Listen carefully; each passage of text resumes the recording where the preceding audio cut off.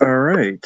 So we'll see what happens as this stream starts. And I don't know, I never know how to start these things, so we'll see what happens. But if anyone who comes in, hope you're doing well today. Hope everything's going well. I mean,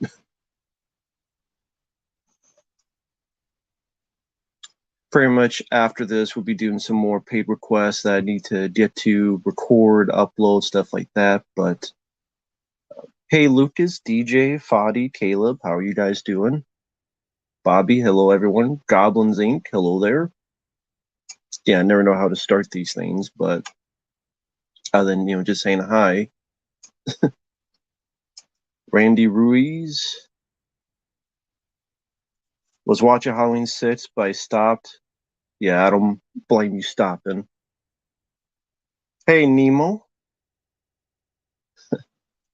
what's in the news? Well, I guess Halloween Ends is coming out. I already heard some things about that movie. How's it going in Norway? Hello Joe, Aragorn, Justin, Captain Nemo. What did I hear about Halloween Ends the other day? That Michael Myers is in it for like 5 minutes, and the rest of it is like a 2-hour drama about PTSD with this wannabe Twilight romance thing. I hope so, just to make fun of it. Well, you rather watch the Smurfs 1 and 2 or the modern Halloween trilogy? Smurfs 1 and 2, because at least if it talks dumb to me, there's more of a purpose. Well, Lucas Green, if I understand, Michael Myers is in the new film for 5. Maybe I'm wrong. Maybe I heard wrong. It is almost 6:30 p.m. Charlie, 9 in the morning, Australia. I was going to Australia. Yeah, if people wonder why I keep looking at this, it's my computer, so sometimes it's easier to look at the chat. Hey, Richard. Yeah, I did record the PlayStation 2 collection video, and soon I did find an Officer and Gentleman to watch, so I will watch that soon. Um, cut content for Resident Evil, Welcome to Raccoon City? No, what was it? I mean, I doubt it'll make the film better, but Naked Gun reboot, yeah.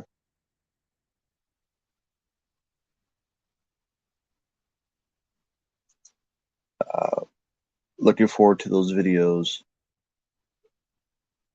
Yeah, they'll be coming soon. Well, I mean, Aragorn, I got a paid request to do a.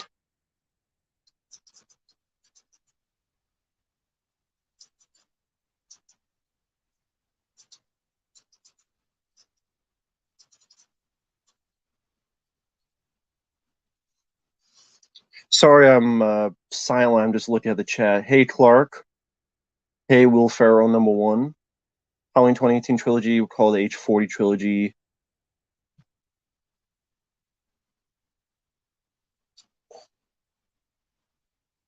Um, well, Manny, you mentioned all that. Is this all stuff they actually filmed? Or was it stuff that was like storyboarded for Welcome to Raccoon City? Would you rather watch Cats and Dogs 1? I've never seen them, so I don't know. So I guess those, because I don't know what I'm getting myself into. But the Monsters, I do. It sucks. Sam's Lot I haven't seen forever, and I don't know which one you mean. I remember being there. I remember not loving the film, but I don't know. There's good stuff in it. It just I didn't grow up with Salem's Lot. Michael Myers most pissed off. I mean, I don't know. Favorite mask? The second film, honestly. I mean, the second Halloween is my favorite film.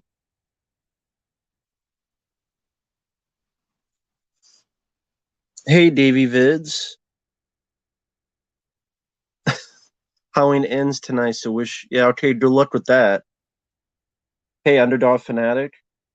Like I was saying, Davey Vids, I don't know if this is true, so I guess afterward you'll know more than me. I heard Michael Myers is in it for 5 minutes, and the rest is a 2 hour movie about PTSD as some young guy and probably the granddaughter having some love story and yeah, some like 2 hour PTSD preachy nonsense. And again, from what I understand, Michael Myers is in the new film for like 5 minutes. And then someone said there's like, oh, what, two, three kills, and yeah, good luck with that. Do you think there's less violent? Clark, are you asking why there's Davy vids? I mean, I don't know. Again, Letterboxed, that website, a lot of people saw it.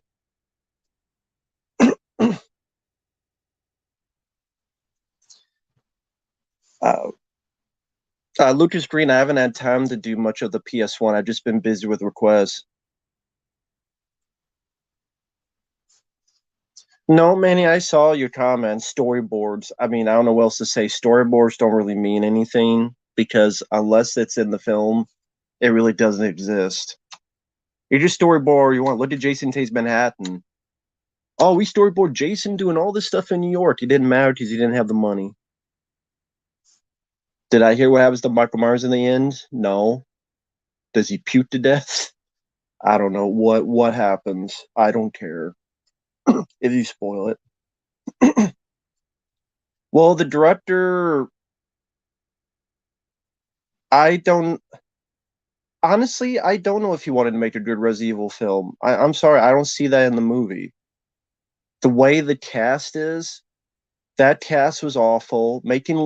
He also wrote Leon Kennedy to be a joke. I don't know how you're a fan of that character by making him a joke that shot his boss in the ass. So I don't buy him being a fan. I don't buy him being a fan. He could say he's a fan, but I don't buy it. Yeah, Halloween 3 is way better than any of these new Halloween films. Halloween was not on Nintendo. I think that was on Atari. I never played that Atari Halloween game.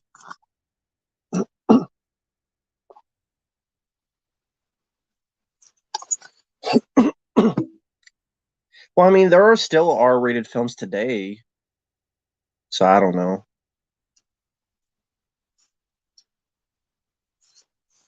I mean, Quentin Tarantino makes R-rated films, and Once Upon a Time in Hollywood was rated R, and that was a good one. That made money.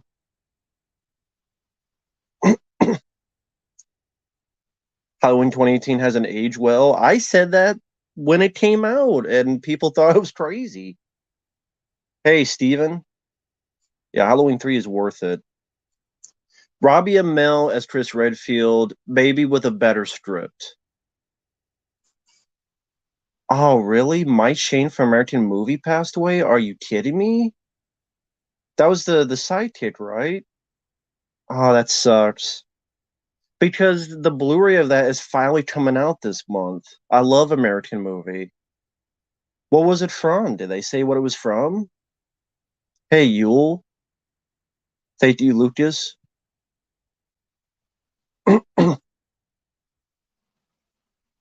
Well, John Carpenter wants to do a Dead Space movie, but they told him no. Well, technically, Pinhead, Priest, in the new one, the actor is trans, and in the novel, I believe he's androgynous. So that honestly was the least of the movie's worries. The person who played Priest Pinhead was fine. The rest of the movie sucked. Yeah, I love American Movie. I want to pick up the Blu-ray. I have no idea. 99 YouTube is weird like that. YouTube does a lot of weird shit.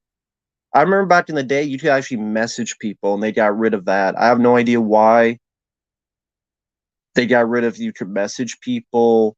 I remember back in the day where you could have a video response. They get rid of a lot of stuff. And they do a lot of weird stuff. Like comments will disappear and no one cursed or anything. They just disappear. Or like when people type comments, remember you look in the comments, at top comments, your comment is missing. But if you change it to new comments, your comments appear. YouTube just does whatever the hell they want. I don't know what the deal is. Um,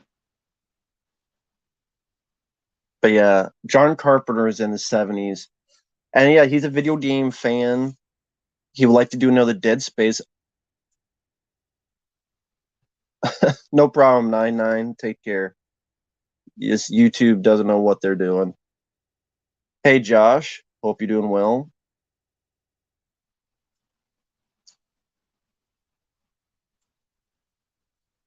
So, A.B. James, you saw the film Halloween Ends?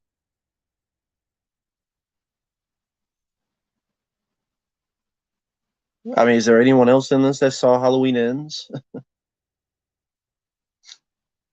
Yeah, I like the old YouTube layout. That was much better. Yeah, Yule, I did do the review. I just have to upload it. It'll be under the title Another Meltdown because in the US it was known that. Hey, Kim. But yeah, John Carpenter, I would like give him one more chance, Hollywood. Let him if it sucks, it sucks. But let him direct a Dead Space movie. Let him try. It was a Jigsaw and Amanda type film with the atmosphere of it. I don't even know what that means. Like Jigsaw and Amanda. Is it true that Michael Myers is in it for like 5 minutes? For those who've seen it, I've heard Michael Myers is in it for like 5 minutes. That I don't know, there's like two or three kills. Yeah, the ward was bad. I don't like the ward. THS 113 was ahead of its time. Yeah, I could say so. The Grinch be made into a horror spoof. They did it with Winnie the Pooh, or at least they are doing it.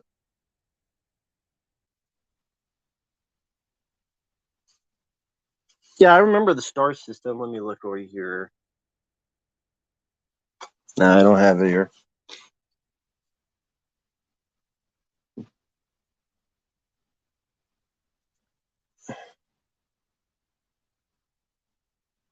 So again, for those who've seen the film, is Michael Myers in it like 5 minutes, like I've heard?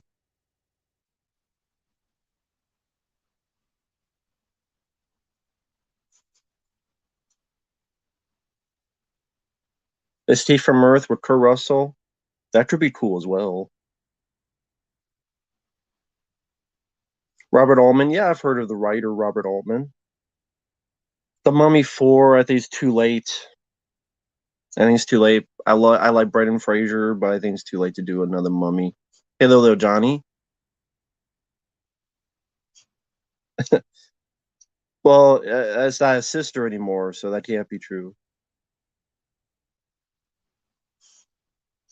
Michael Myers is in the film for 10 minutes tops, and he's not very imposing, just sort of depressed,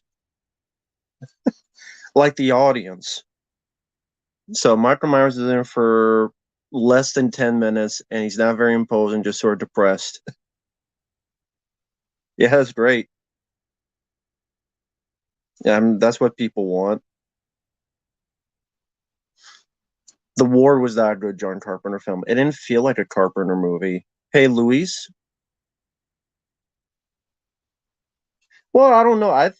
He's in a decent amount of Resurrection. I mean, he's the first 15 minutes. He's in half of that, so I wouldn't say that.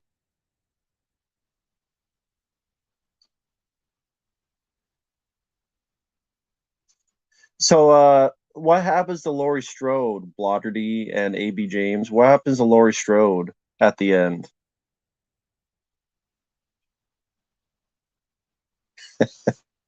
I heard about that, and it's more about the younger guy. Does he become the new Michael Myers? Is that what happens?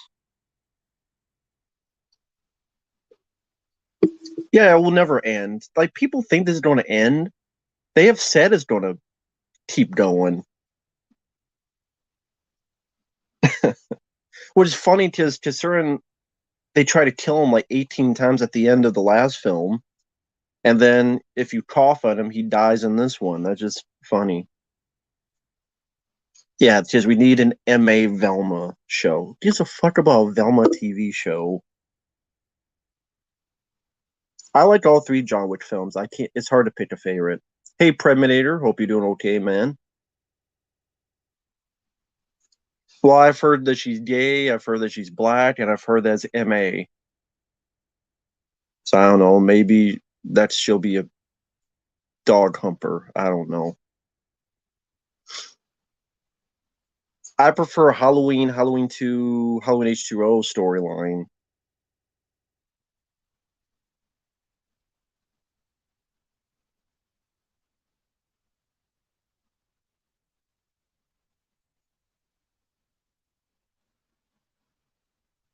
I just hope John Wick 4 would be good. I mean, I like John Carpenter's vampires.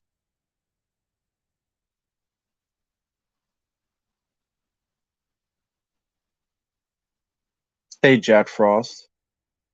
Like I said, I like all three John Wick films. I don't know what would be my favorite.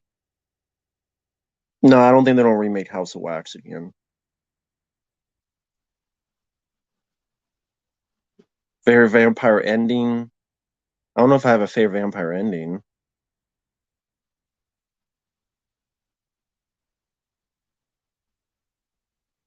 The fuck? Why? I guess Michael Myers needs some hobbies.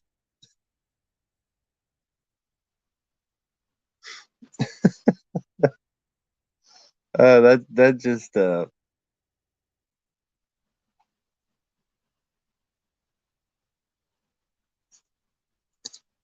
Jesus Christ.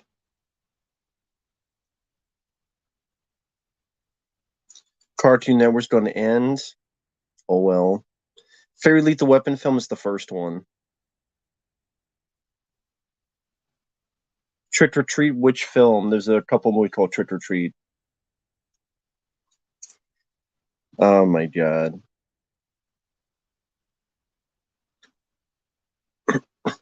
Yeah, it's just doing all that dirty work. So you've seen it. So let me ask you. Again, I've heard that Michael Myers is in it for like 5 minutes. Someone says less than 10. I've heard that the kills, there's like, what, two or three kills? And what happens to Laurie Strode at the end? I'm just curious. Where's the lightning? Um, I don't know. If I lose power, that'll be some lightning. Well, again, do you mean the rock and roll horror? I haven't seen that in years. Oh, you heard it was the okay.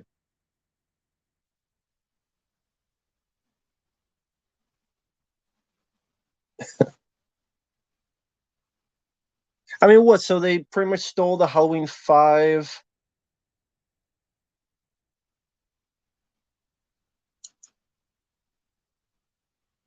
Corey Taylor does most of the kills. Laurie lives. Hey there. She lives. Okay. I'm actually surprised. Okay, seriously, what happens? So what you're telling me is Michael Myers goes out like a bitch.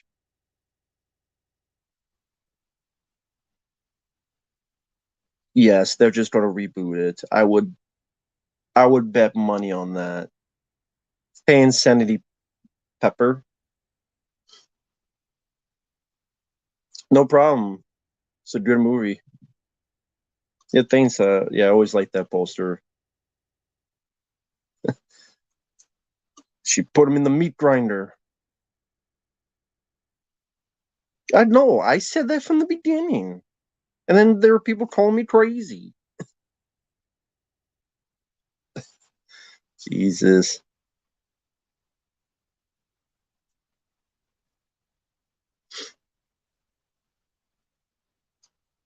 Pristine ending.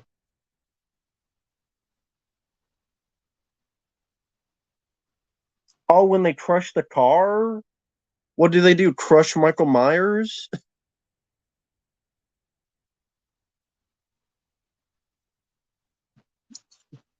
So is the new kid now the new Michael Myers? Or does he get killed as well?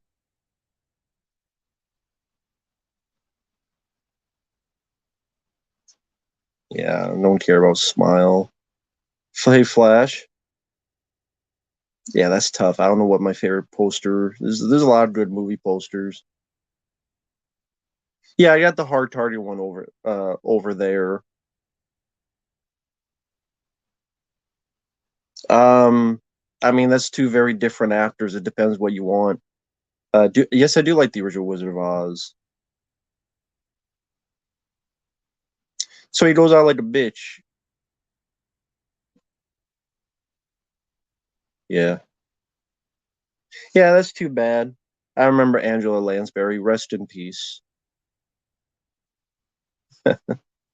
Hey, Magnum, he's dead. Did they dump him in industrial crusher? Surprised then she doesn't say you're Terminator, fucker. It's still the ending from the Terminator at that point. You're Terminator, fucker. I've heard Shatner's an asshole, but I like him as an actor. I like his type of delivery. I like Death Race. Yeah, there's gonna be more Halloween films. Come on, 5 to 10 minutes. You missed some of the movie. Laurie lives. Michael Stone, the wood chipper. Sure, why not?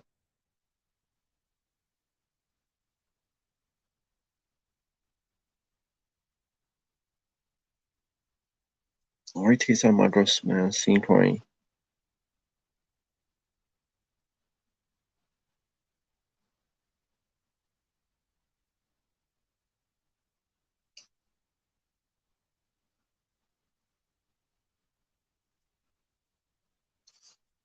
He cuts his own throat.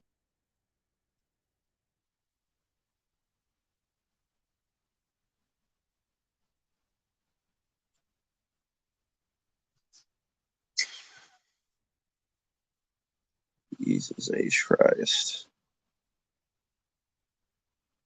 You know, I was warning about this shit in 2018 about the Halloween movies, and then people said I was just too harsh and crazy. People wonder why I'm so harsh and so crazy.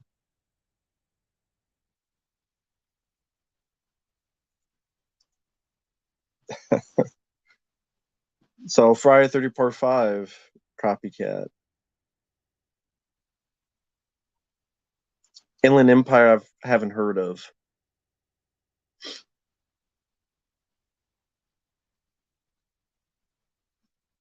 Well, I don't know who that would be. I barely remember Halloween Kills.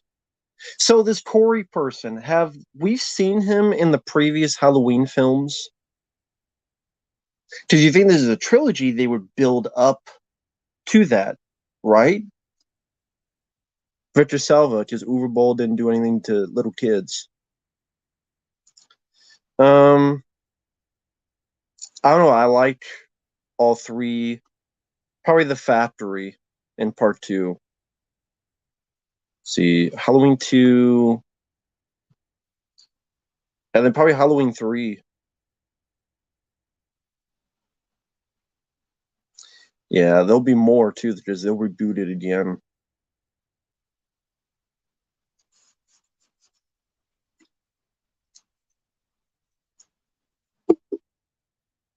Oh, ain't that nice of Michael? Ain't that nice of him? Ain't that nice of Michael? You know, he's a nice guy. Because we all know Michael Myers is just known for those mercy killings. He's a nice guy. He's a misunderstood guy. He's misunderstood.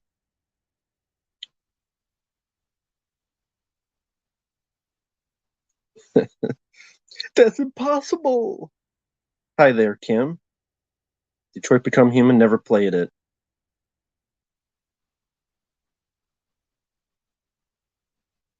Smile.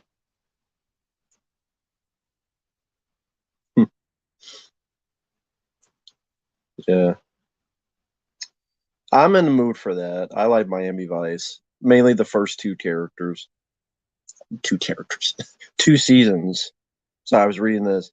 So it's a brand new character, Corey, that you could have, if you knew this was a trilogy, build up to this character, but they just out of the blue just pull a new character out of their ass and spit this to care.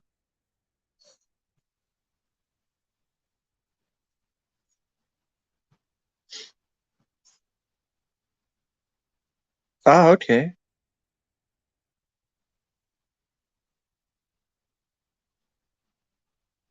Friday 13th, I like a lot of them. Uh, I didn't listen to much of them. I know who they are. I've listened to clips out of nowhere, just like Randy Orton, out of nowhere. Four writers. Why you need four writers for a Halloween film? Hey, Raisin Hill. Ah, cool. Well, I then recommend Riot and Rage for Gary Daniels. Favorite song, the what's the music when Alice is getting ready in front of the mirror in Elm Street 4. Um, I thought it did end, but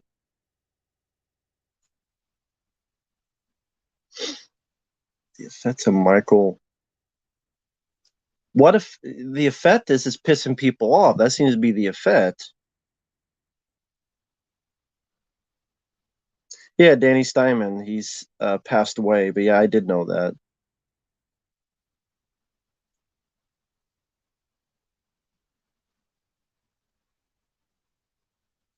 Well, I mean, if he had a really bad experience, then maybe that's why.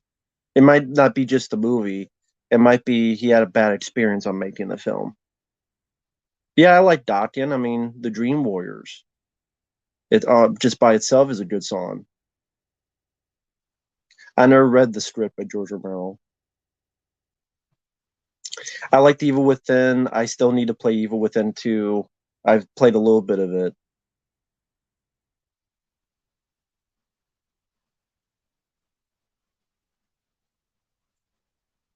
Oh, that's tough. That's tough.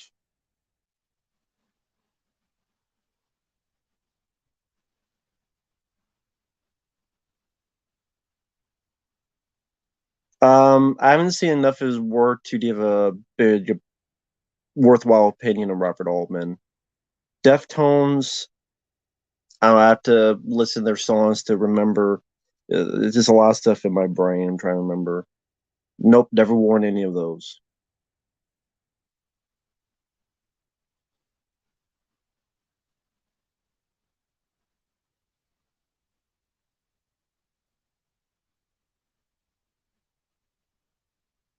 Land the Free is a good one. Land of Free has a lot of action. I don't know how it dragged in parts. Has a lot of action.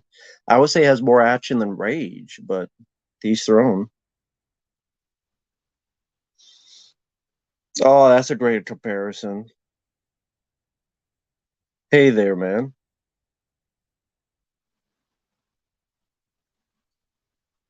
Yeah, but I like it because it's fun. Jason Goes to Hell is fun. Hey, Jesse, sorry to hear about that, man.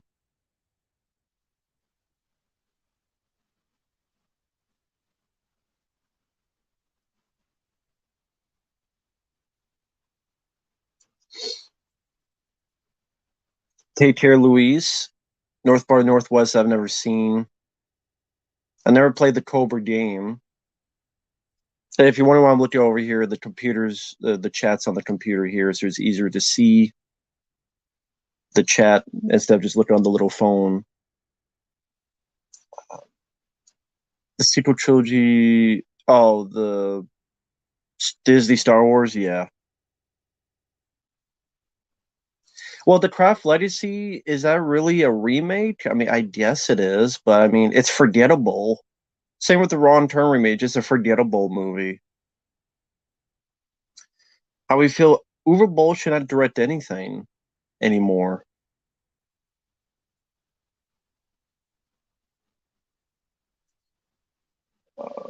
What's your favorite scene? The Wild Bunch? I mean, probably the 50 caliber scene. But I mean, when you get 50 caliber, I'm pretty much going to be a satisfied guy. Rambo 4, even Michael Caine's The Island, when you get that 50 caliber going, it's going to be an exciting scene. Wishmaster, well, yeah, get a remake. I would not be surprised. But then is it going to be like the Candyman remake and BLM? Bobby Z movie, I don't know what that is.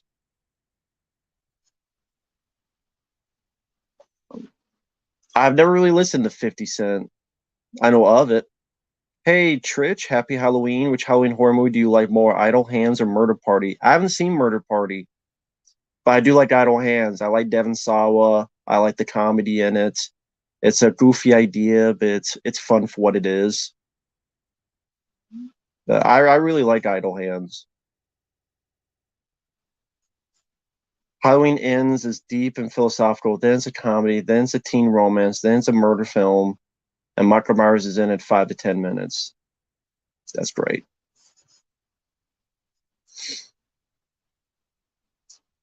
Michael and Corey working together. Yeah, great. They're butt buddies. Uwe Boll, he did the Alone in the Dark. He did House of the Dead.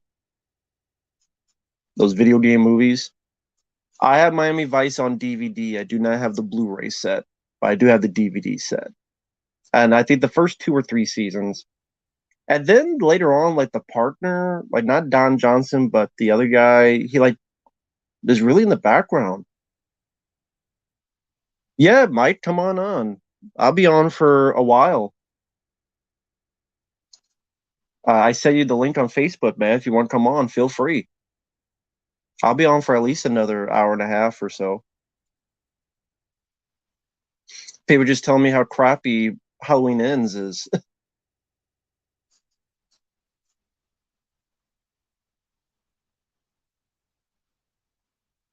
Halo, I never played Halo, so I don't know if it's dead or not. Do you prefer burgers with bacon? Sure, as long as they don't give me a heart attack. How you like your ribs? I always like Action Jackson or Carl Weathers.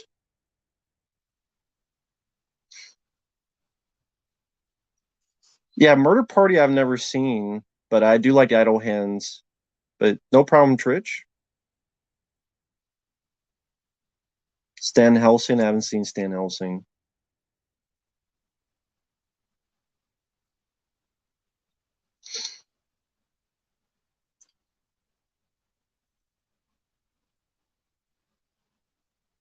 Speaking of Devon Sawa, he plays a third character. Well, how many characters does Devon Sawa play? I mean, three? This is getting ridiculous.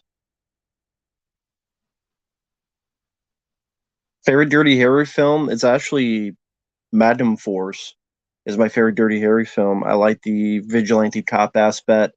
I like the comparison between him and Harry. Donald Pleasance is a great actor. Greatly missed. Was always a fan of.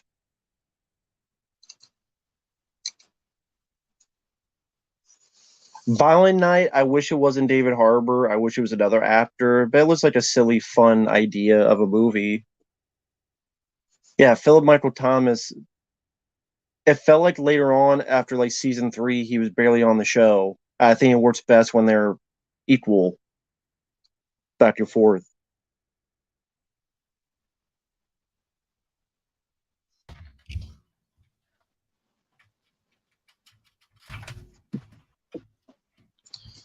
The next Halloween reboot probably give about 5 years. They'll reboot it again. Hey man, Well, how's it going, man? hello. How's it? How's everybody doing? Sorry, I had to fiddle around with my headset there. It was not plugged in. No wonder I was only hearing audio from my soundbar.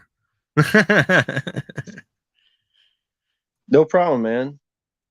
Yeah, guys, I know Terrifier 2 is a 2 hour and 20-minute slasher film. No thanks. For some reason. That sounds terrifyingly boring. There's no reason for a slasher film to be that long. I can't even think of a single slasher film that's that long, other than Terrifier 2. Yeah, a lot of people just telling me about Halloween Ends, and it sounds like a winner. Yeah, I've heard it's a winner too. I've heard from people who are from like overseas. They've seen it already, and they're like, "This is bollocks. This is fucking terrible." They're like, people are saying like, "This is worse than Halloween Kills." Well, I mean, let's see, Michael Myers, what have we heard so far? He's in it for 5 to 10 minutes tops. It's more about he's mentoring Corey, this brand new character, to be a killer. So that whole bit from the rumor, it's true. Oh, great. Yeah. Nice. I That's guess that's actually based on reality. Okay. I guess Corey's doing most of the killing. Might as well be Corey Feldman. Corey Feldman doing the killings. Read that. He takes him to the junkyard where he works and helps Michael kill them. Okay. Sounds like this is where the franchise should be left to end, is in the junkyard. I guess Laurie Strode does live, and they dump Michael Myers in like the trash compactor or the metal grinder or something to finish him off. Yeah, that'll totally kill him. He was attacked and stabbed and beaten up by a whole mob of people in the previous movie, and he just kept coming like it was nothing. But crushing him in a metal grinder, yeah, that's definitely gonna do it. Let's see, Michael Myers, third act. Doesn't last long. Of course, I mean, why would people want that? Just go watch H2O despite his problems. Yeah. H2O ends with a much more badass way to kill Michael Myers off. Cuts his fucking head off. Oh, but that's not the real Michael Myers. That's the paramedic. Well, that's just a bunch of bullshit anyway from Mustafa Cod. Picked on kid. Jesus. Picked on kids, so like Return to Sleepaway Camp. Your ass stinks. Where the hell is that? Yeah. Stinks. Oh my god. Yeah, it definitely sounds like a winner. The only thing it needs to be a true masterpiece is have the Your Ass Stinks guy from Return to Sleepaway Camp and Fred Vogel from the August Underground movies telling everyone to sniff his ass. Man, D'Angelo, then you got ripped off because that I already have Hulu. And it's mainly because my parents use it. I don't have a lot of hopes for that one, but at the same time, I've watched all the Hellraiser films again up to Hellraiser 8 because I know 9 and 10 are going to be really bad. So I'm just going to kind of taking a little bit of a break because that sounds like something that's going to take a lot to sit through. But so far, the franchise, like I gotta be honest, 3 was my favorite. I really liked that one. It's like the Freddy, MTV Freddy Hellraiser in a lot of ways. You know, kind of like Nightmare 4. But Nightmare 4 is better. But I still really enjoyed Hellraiser 3. Hellraiser 2, I'm not as big on. That's part 4. Yeah, that's part 4. That's Bloodline. But I'm not as hard on it as I initially was after my most recent rewatch because I just realized all the issues that Hellraiser 2 was dealing with in terms of the production, that what we got was better than it had any right being, considering like halfway through production they lost like 30% of their budget because of like a stock market crash that happened around that time. I guessed that as well. I guessed that. I guessed it. That It's Corey. Oh, okay. It's not really Michael.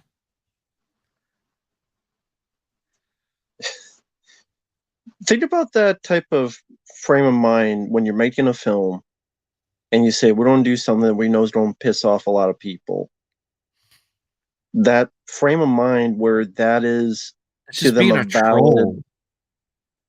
That's the Rian Johnson method, from the guy who did The Last Jedi. That's what that is. That's the Rian Johnson method of filmmaking. I heard it's a 2-hour movie where at times it's a teen romance, at times it's a comedy, at times it's a bit of horror, at times there's 4 writers. 4 writers. Because a Halloween film needs 4 writers. Mike hasn't seen the new Hellraiser. No, I haven't. I haven't seen the new Hellraiser yet. Like I said, I stopped at Hellraiser 8. Bloodline was bad, but it was somewhat watchable. Like, it was one of those movies where it's another one I can't be too hard on considering what was going on behind the scenes. And then there were some things that I did like about it. It had some decent practical effects at times. Sorry, just reading. Jesus Christ. So Michael Myers is He didn't recovering. He didn't seem that wounded when he killed He's everybody like Anthony wounded? Michael Hall. What the hell is this? He's wounded. He was like fucking killing Anthony Michael He was Hall. the Terminator. He was like the fucking Terminator in that scene. They completely they ruined that scene now with this whole like, oh, now he's wounded and he's recuperating from it. I'm like, so he's not the Shape? He's just a guy? Like, what the fuck?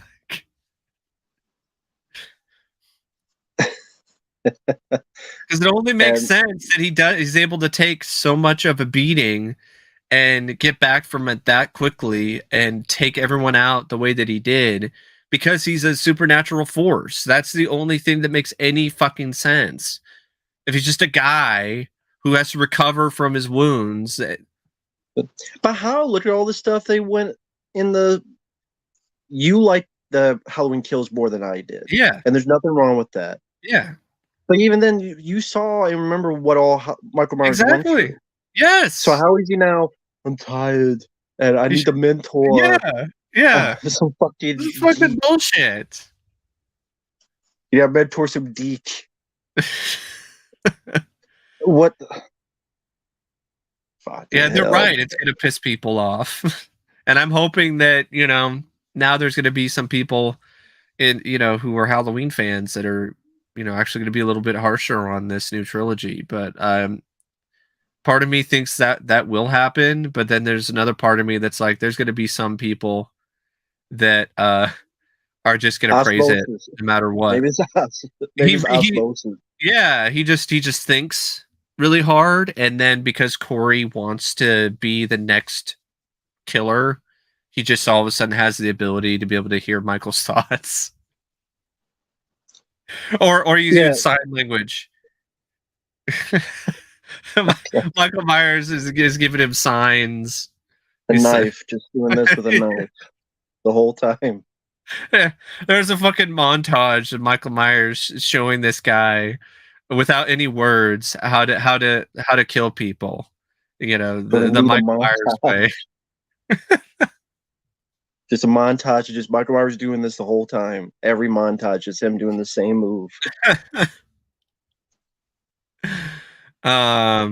Yeah, it's Chucky if it was a chick. I wasn't that impressed by that trailer, and I like James Wan. It's one of those things where it just looked like a generic evil killer doll movie. We've seen this a million times already. It honestly reminded me of the Child's Play remake, and that actually sounded, from what I've heard and from the trailer, because I still haven't seen it yet, that actually looked like it had a little more promise to me than this. Plus, at the same time, like, it wasn't actively silly as fuck. Like it's just so silly and dumb, and the freaking doll is dancing. It's hard to take it seriously, and I don't get the praise that trailer is getting. It's coming out in January too. Every fucking horror film gets praise nowadays. It Yeah, seems. Chainsaw yeah. Massacre 2022, which had a 10-minute scene talk about the Confederate flag. Uh-huh. Halloween So, Ends is probably gonna get praised too, even though it sounds like a fucking clusterfuck. it's a bold new vision. Watch that phrase, bold. Don't say bold. Like the same shit that we heard about Alien 3 and still here to this day. It's ballsy. You Takes don't. risks. You don't like it because you just want the same thing over and over again. It It's tries to like be something different. You can't be satisfied. we love Jason Goes to Hell. Yeah, we're the only two that love it. Because not just because it's different, but we like the lead guy. You Yeah. want gore? It's got gore. I Yes. like it's got goofy stuff in it. Yeah, it's not perfect. Yeah, but No. there's entertainment and fun. I like Stephen Yeah. Williams. I like a lot of aspects of it. I like some of the direction, but just because it's different doesn't automatically get a fucking pass. No. No.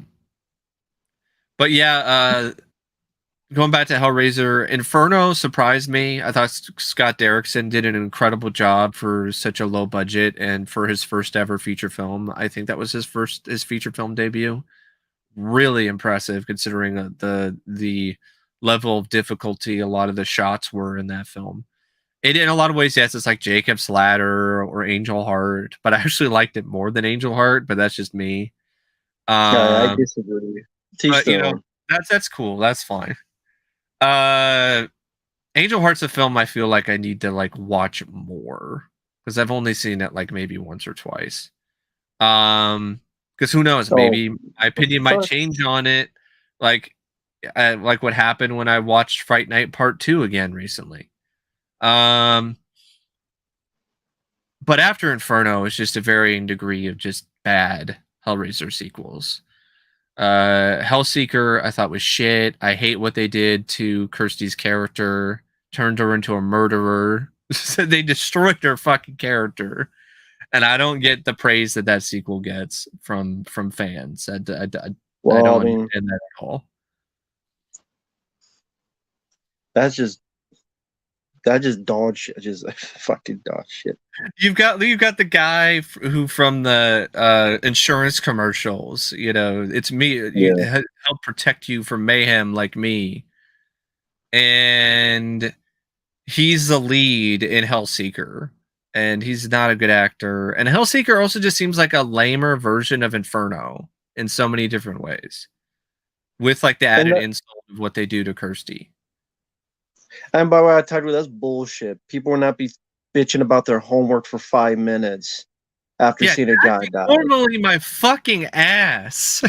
Nobody acts like that after seeing that kind of shit. So yeah, they're bullshit. The more realistic reaction might be some of them might not say anything. They would just be so shocked the next day that they would just barely say a word. Well, I'm so glad Michael Myers is a nice guy. Oh, He's so such a nice guy. Corey isn't even like the next killer. He still dies. Well, that was fucking Yeah, pointless. have Bringing that everybody die. character into the film only for him to die. Like, what the fuck was even the point? To have a third movie to make money. yeah. That's what seems like Thank the you, point. Sashin. Thanks for the kind words. And then Deader, Hellraiser Deader, like there were some interesting ideas with like the Deader cult, but that's a film that you can tell. Like a lot of these other Hellraiser sequels from Dimension at this time was not a Hellraiser movie. Like it was some other movie that they just threw in Pinhead and Cenobites in last minute. Wait, you're telling me this new Halloween ripped off Halloween 3? Oh, come on. Really? With the fucking digital thing? With the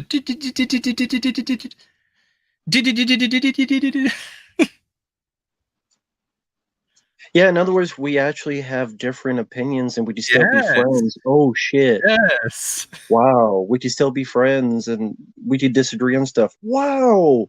Weird Mhm. concept. Sorry, Mike. I can't be your friend anymore. You didn't like Hello Uh, Cartoon. Unsubscribed.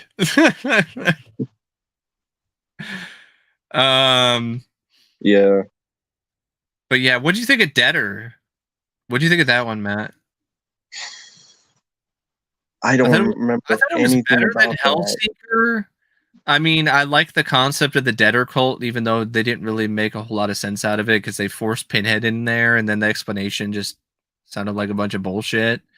And there's a cool bit of practical effects when Pinhead sends a couple chains through a line of people and rips some dude apart. But we've already seen people get ripped apart in these Hellraiser movies with chains. Like that's nothing new at that particular point. I don't remember about Deader. I mean, I remember it sucks. Yeah, Hell World was shitty. I would say that's probably the worst one out of the three that I saw, 5 through 8. I like Lance Henriksen. It's crazy to see Henry Cavill before I he. think I would say Hellseeker is probably worse for me Yeah, of that one those. pisses me off the most. I got to be honest. But in terms of like the worst overall, like I don't. In terms of the one that has like the less going for it.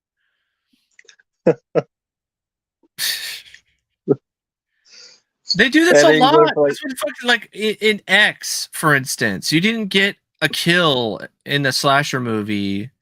What until like 40 something or I 50 mean, something some would minutes into the argue movie? like the first Halloween is not like filled with kills, you No, know. but it has better atmosphere. It has a better build up But to things. people say you haven't seen it yet. You can't say that. But at least the first film, it's the first movie. Like it makes sense that you're building up to something. It's the first film in the entire franchise. It's You where want the things same began. thing. You don't want anything different. No. I you know I'm just saying this is what I don't people want say. the same thing. That's why I didn't like Halloween 2018 because it's the same fucking thing. Um A yeah, lot of people end of are my loving the new patience. one. Yeah, A lot of people loving it. You it's a know, masterpiece. It's the best slasher in years. But that's another people are thing I hear a seeing. lot. People saying Uh, like, no, people are overseas yeah, watch it. people overseas are watching it. But yeah, We do fucking have viewers from. We've had one. There was one review from Norway. There's another from Australia. There's actually people, not just in mhm. America, that watch this for. Yeah, I don't I know. have a friend of mine in the UK. So, um, but yeah, I Hellworld, like seeing Henry Cavill, like a young Henry Cavill before he was Superman, that was kind of fun. And especially if you're not a fan of his, well, he gets killed off pretty brutally in that movie. But even Lance Henriksen can't save that one, and I don't like the twist. The twist basically makes it so all the kills that happened in the movie were just hallucinations and a bunch of bullshit because it was all just in the head of these people that were like in coffins that were trapped there by Lance Henriksen's character. Ends and didn't come back. They didn't come back. They left and then they're like, fuck this shit. I'm out. Peace. Oh man. It's well, good. Good. Maybe Well, I mean, at least that's a nice change of pace because I've seen so many reviews of like the latest horror films. It's just so much praise, and I get it's to each their own, people's opinions. But some of it just sounds like fucking shilling. It really does. Like it doesn't even sound like it's a genuine, honest opinion from some of these critics. Like from what I've been reading about the new Hellraiser, for instance. or Prey, like those Well, there's two. people like that. If they like it, that's fine. But I didn't. Yeah, I mean, like I But said, that's fine. It's just there are some reviews that you see, and it doesn't really sound like they're being honest. It just sounds like they're being paid by whoever is making the movie, or they don't want to say anything too controversial. That's the other their thing too. sponsors Yeah, they don't want to piss off their sponsors. They don't want to, ruin the gravy train.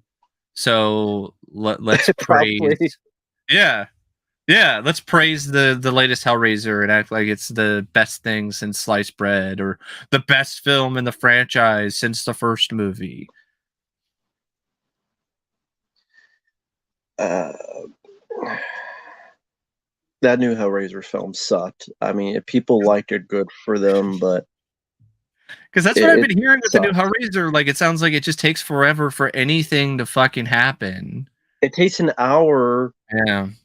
for the story to get going, and even then, the effects are really good. The Mm-hmm. Cenobite designs are solid. It's got some The good new Pinhead, direction. It looks the nice. new Pinhead Priest is fine. I Yeah. better than the last two, 9 and 10. It's not hard But to be better than the last two. I mean, that's a but very low bar, but yeah. there is really no story. It's an Yeah. unlikable character that looks like Dustin from fucking Stranger Things with the hair. And Somebody made a joke, speaking of that character, like the girl. They made a joke and said that she was the same character in like Jason X or something. Like there was like this one guy with like long sort of hair, and they made a joke that it was like the same character from that movie. Oh no, it was Freddy versus Jason, I think, or one of those things. They made a reference to one of those films in terms of like the way that the actress looks. oh, I know that. That's not Well, what I'm complaining yeah, about. I'm saying it but takes this forever for is it to get going as a story. yeah. Yeah, that doesn't matter that like Pinhead is barely in it. Is that Hellraiser gets going as a story a lot earlier than like an hour.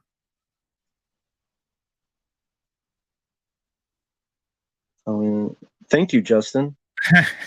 Never learned to read.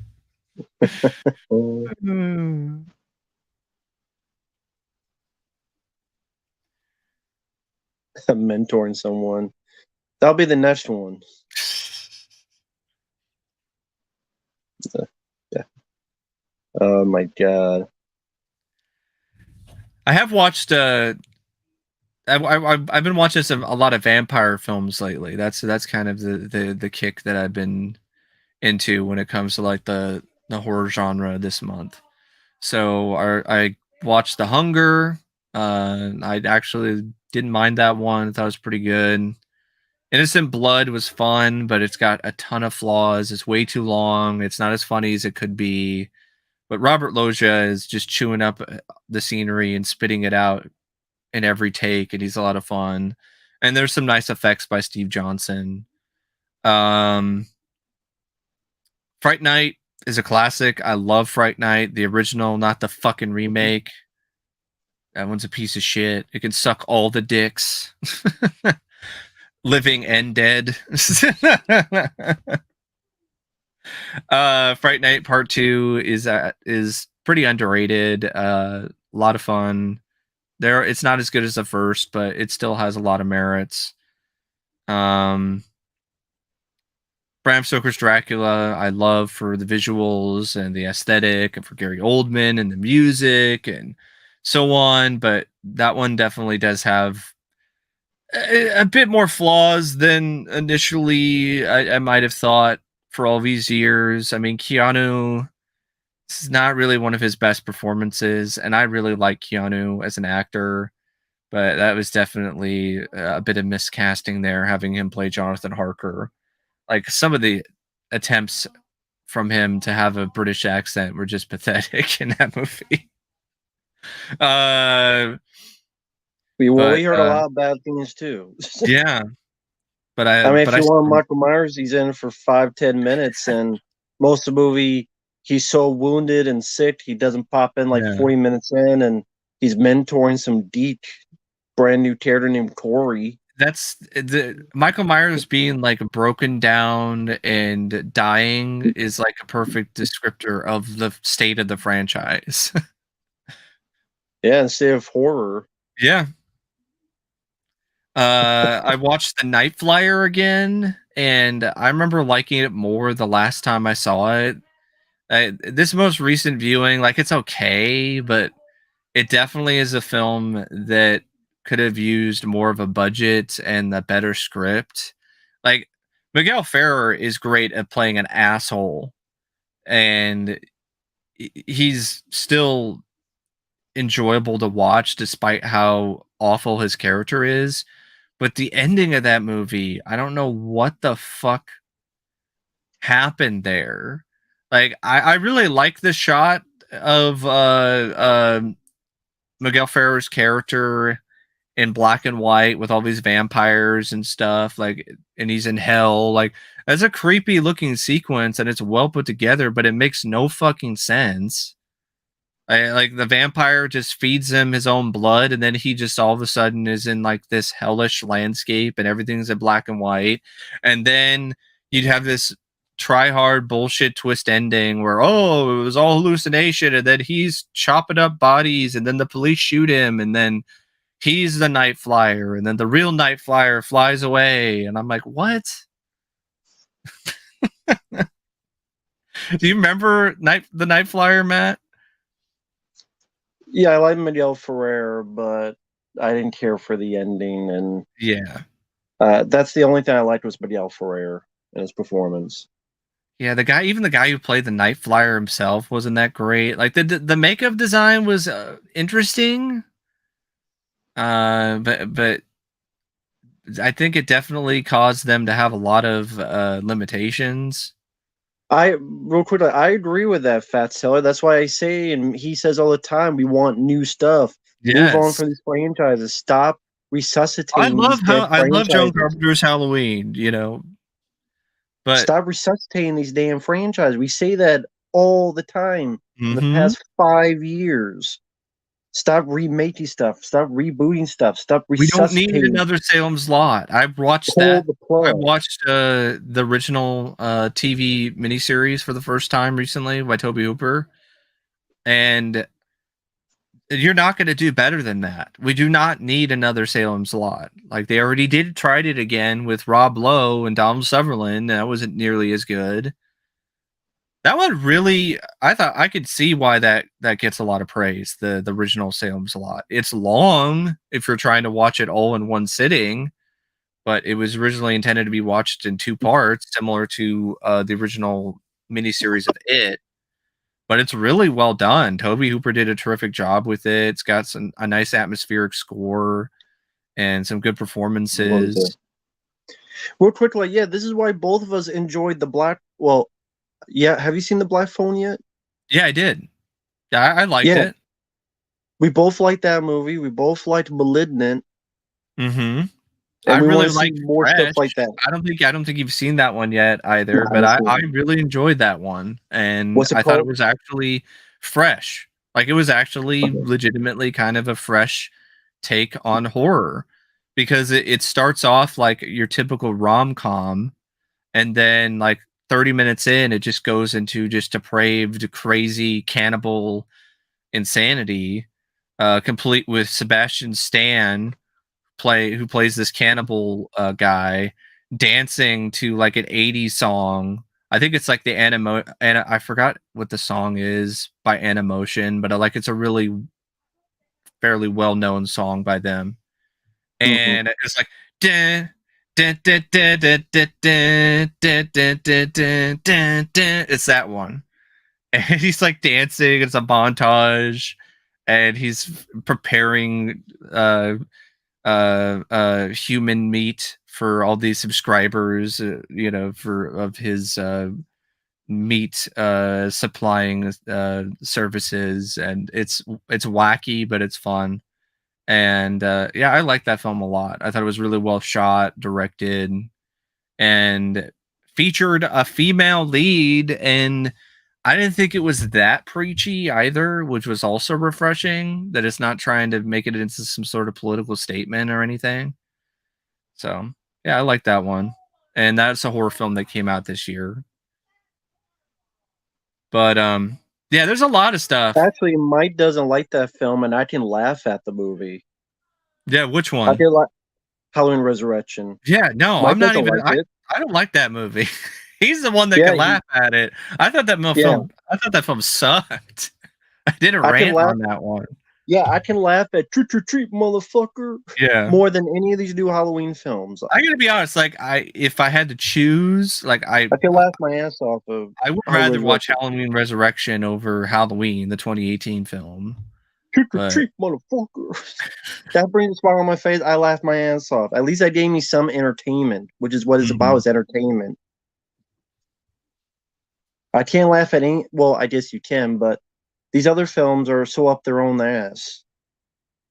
And I did. Mike doesn't even like the film. He ranted on the film. I think it's still up on his channel, right? Yeah, it's still up. Yeah. Yeah, it's still up. So I guess he didn't see that review. But yeah, I mean, you saw Men, and that was pretty terrible. Yeah, I mean, if you want to see a guy give birth 8 times at the end, like ripping off extra or whatever, and then have some. But yeah, I mean, Forget that. yeah, there are some films this year that we haven't been a fan of. Like, we both hated Scream 5. Fuck that sequel. Like, what they do to Dewey is just unforgivable, and just more of the same deconstructive Last Jedi bullshit that I'm sick and tired of. Making a beloved character into a loser and then killing them off and not even providing them with a chance to redeem themselves. There's no such thing as a redemptive arc if there's no redemption. And no, I have not seen Barbarian, the new movie. I've Yeah, I've heard some alright things about that. I'll give it a watch sometime. Yeah, haven't seen it though. But it does seem like there's a lot of lowered expectations at work with a lot of these newer horror movies or horror TV shows. Like, I hear a lot of praise for Chucky the show, and from what the clips that I've seen and other thoughts that I've heard, it sounds like a shitty show. Like, it does not sound like this great show that I've been hearing from people. Like, it's up there with Stranger Things and some of these other series, and I'm like, I doesn't sound like it to me, but I guess I'll have to give it a shot someday. But not anytime soon. Yeah, or not. You can skip it. There's a lot of stuff I'd rather watch than the Chucky TV series. Yeah, I don't need to see Glenn or Glenda and all this other shit come back. I really don't. But Yeah, I've actually, watched other movies than. it depends. Real quick, it depends which kind you think you're about, man. Yeah, There's a lot of exactly. types of action movies. It depends on what kind of action film you're looking for. There's martial arts. There's the sci-fi action blend. There's all different types. So it just depends on what kind of one you're looking for.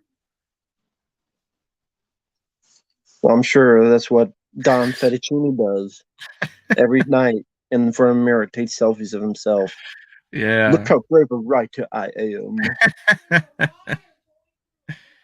Look how brave a Yeah. writer I am. Anyone who's like listening to the stream, if you hear anything in the background on my end, my parents are home and they're just having a good time watching videos on the internet. So, but yeah, I also watched some other horror films that aren't technically vampire movies. Like, I also watched The Kiss from 1988. That was pretty bad. Like, I could see why that isn't talked about that much because, ooh, man, Matt, guess what the source of destruction the Joanna Pacula's character in that film uses to kill people? Her ton? No. Her dish. No, not that Her creative. her dildo. It's a fucking fuzzy, cheap ass, fake looking black cat. Yeah, And it's this weird looking black cat that she calls with her voodoo magic to kill people, and it looks fake as fuck. It looks laughable, and Chris Wallace and company were responsible for that effect. And it's honestly some of the worst effects I've seen from Chris Wallace. Like, none of it is at all convincing. cats. A fake cat. Yeah, I'm Shows like, out. what is this, Uninvited? At least Uninvited was creative with the cat having a monster that came out of the cat's mouth. Like, this is just a stupid looking cat. Let me mention this real quick. Thanks once again, Clark. Really appreciate it. Alan Tudyk. I don't know what Resident Alien is. Firefly is a pretty good show so far. I think more people remember him from that than because I don't even know what Resident I Alien think is. I I've don't know what heard that has to about do with Resident Star Alien. Wars. It's a show on Sci-Fi, I think, or USA. It's Okay. like a fish out of water kind of show where there's like an alien who's Okay. interacting with everyday society and everyday life, that kind of thing. Yeah, I've never even heard of that, so I didn't know what that was. But Alan Speaking of Tudyk, to me, the best thing he TV, did was Tucker and Dale versus Evil. That's yeah, he why was I remember him yeah, he from. was really good in that. Speaking of TV, did you hear that Warner Brothers is essentially dissolving Cartoon Network? They're just Yeah, people in the chat have mentioned that. I yeah. mean, I haven't watched that in 10 years, so Mm-hmm.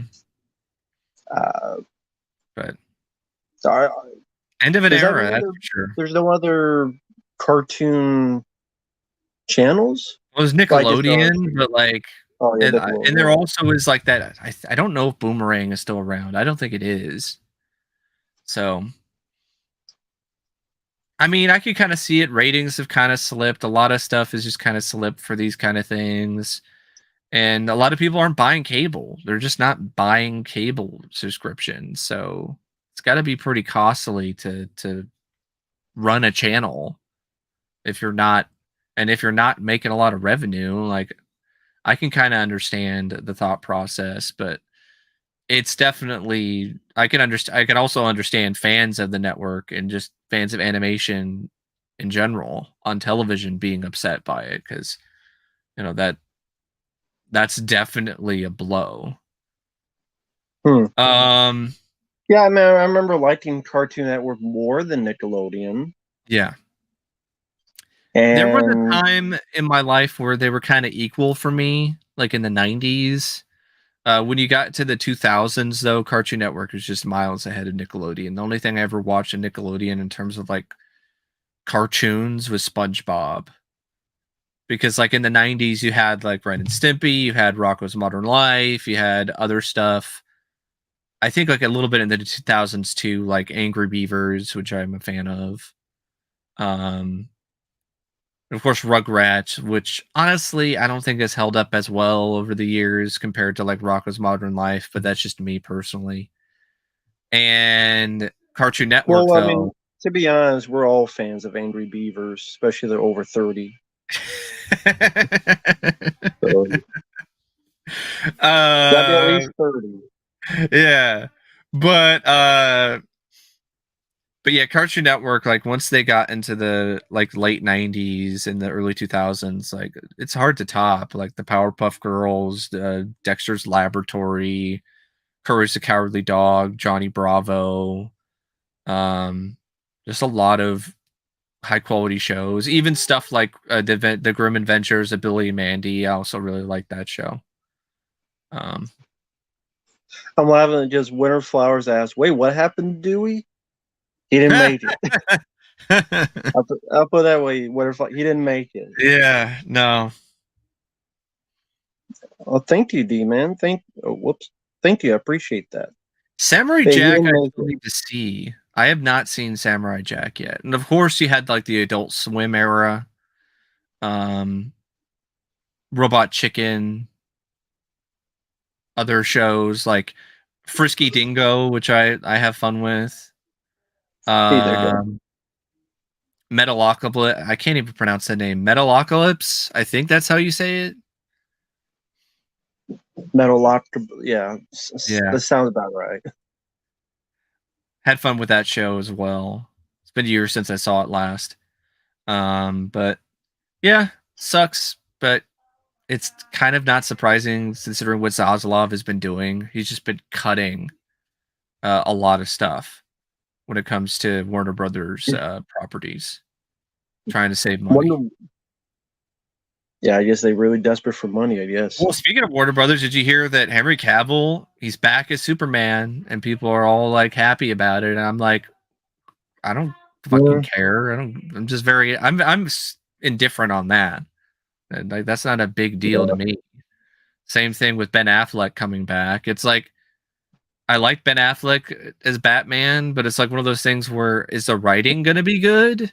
Like who gives a shit? I don't give a shit if I don't give a shit if they're coming back if the writing is still gonna suck. You know? But coming back for what? I thought the Snyderverse was done. So what are they coming back for? Nope. The Snyderverse is back. That's what I've been hearing is that David Zaslav is resurrecting the Snyderverse. But they just said it was ended. That was because it was the other owners of Warner Brothers. They said it was over. And I guess nothing is over. You just don't turn it off, apparently, when it comes to the DC Cinematic Universe. That's Johnny Jerry, you're right. They don't know what they're doing. No. Waste all that money on Batgirl. And whether it probably was a bad movie, probably, but I mean, you waste all that money and then you don't release it, and yeah. Well, Warner Brothers also like apparently, I heard that Scream Factory, they've been trying to do a Nightmare on Elm Street box set, like they did for Halloween and Friday the 13th. I hope not them. Most recently, I heard that Warner Brothers just basically told them some bullshit. They were like, we consider Nightmare on Elm Street to be an active franchise, so we don't want to make a deal with you.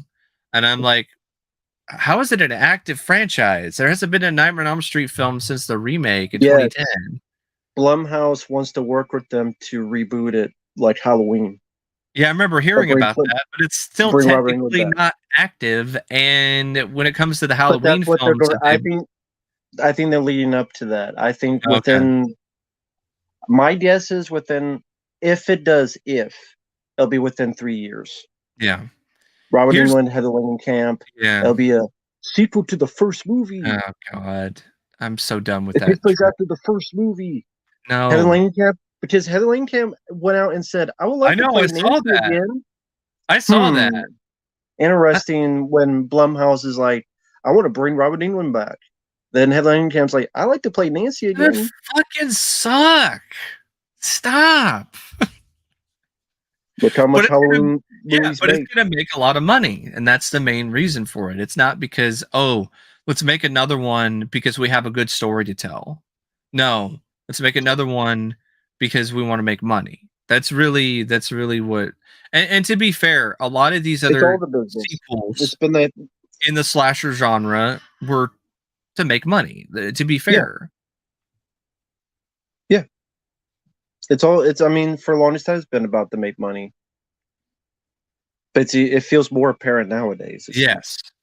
Yes, 100%. Speaking of other horror franchises, like the new Evil Dead, like, is that even going to come out in the theater? It sounds like not even a theater movie. It sounds like Evil Dead Rise will just be streaming or something.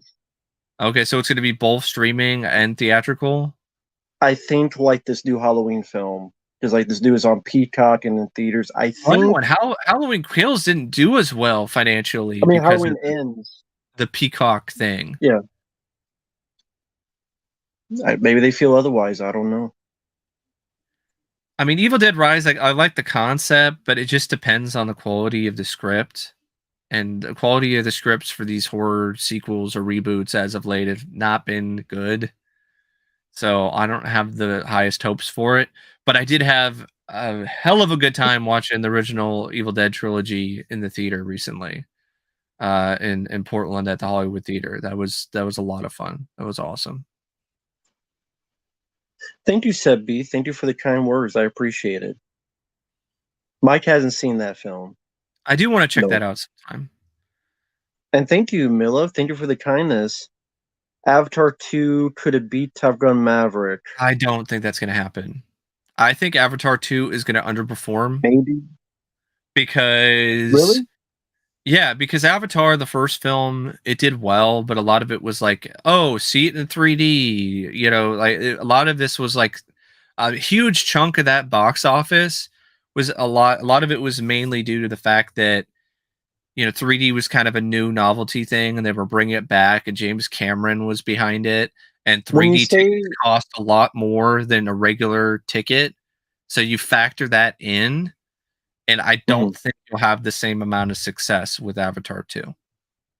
when you say underperform, is it like a certain number?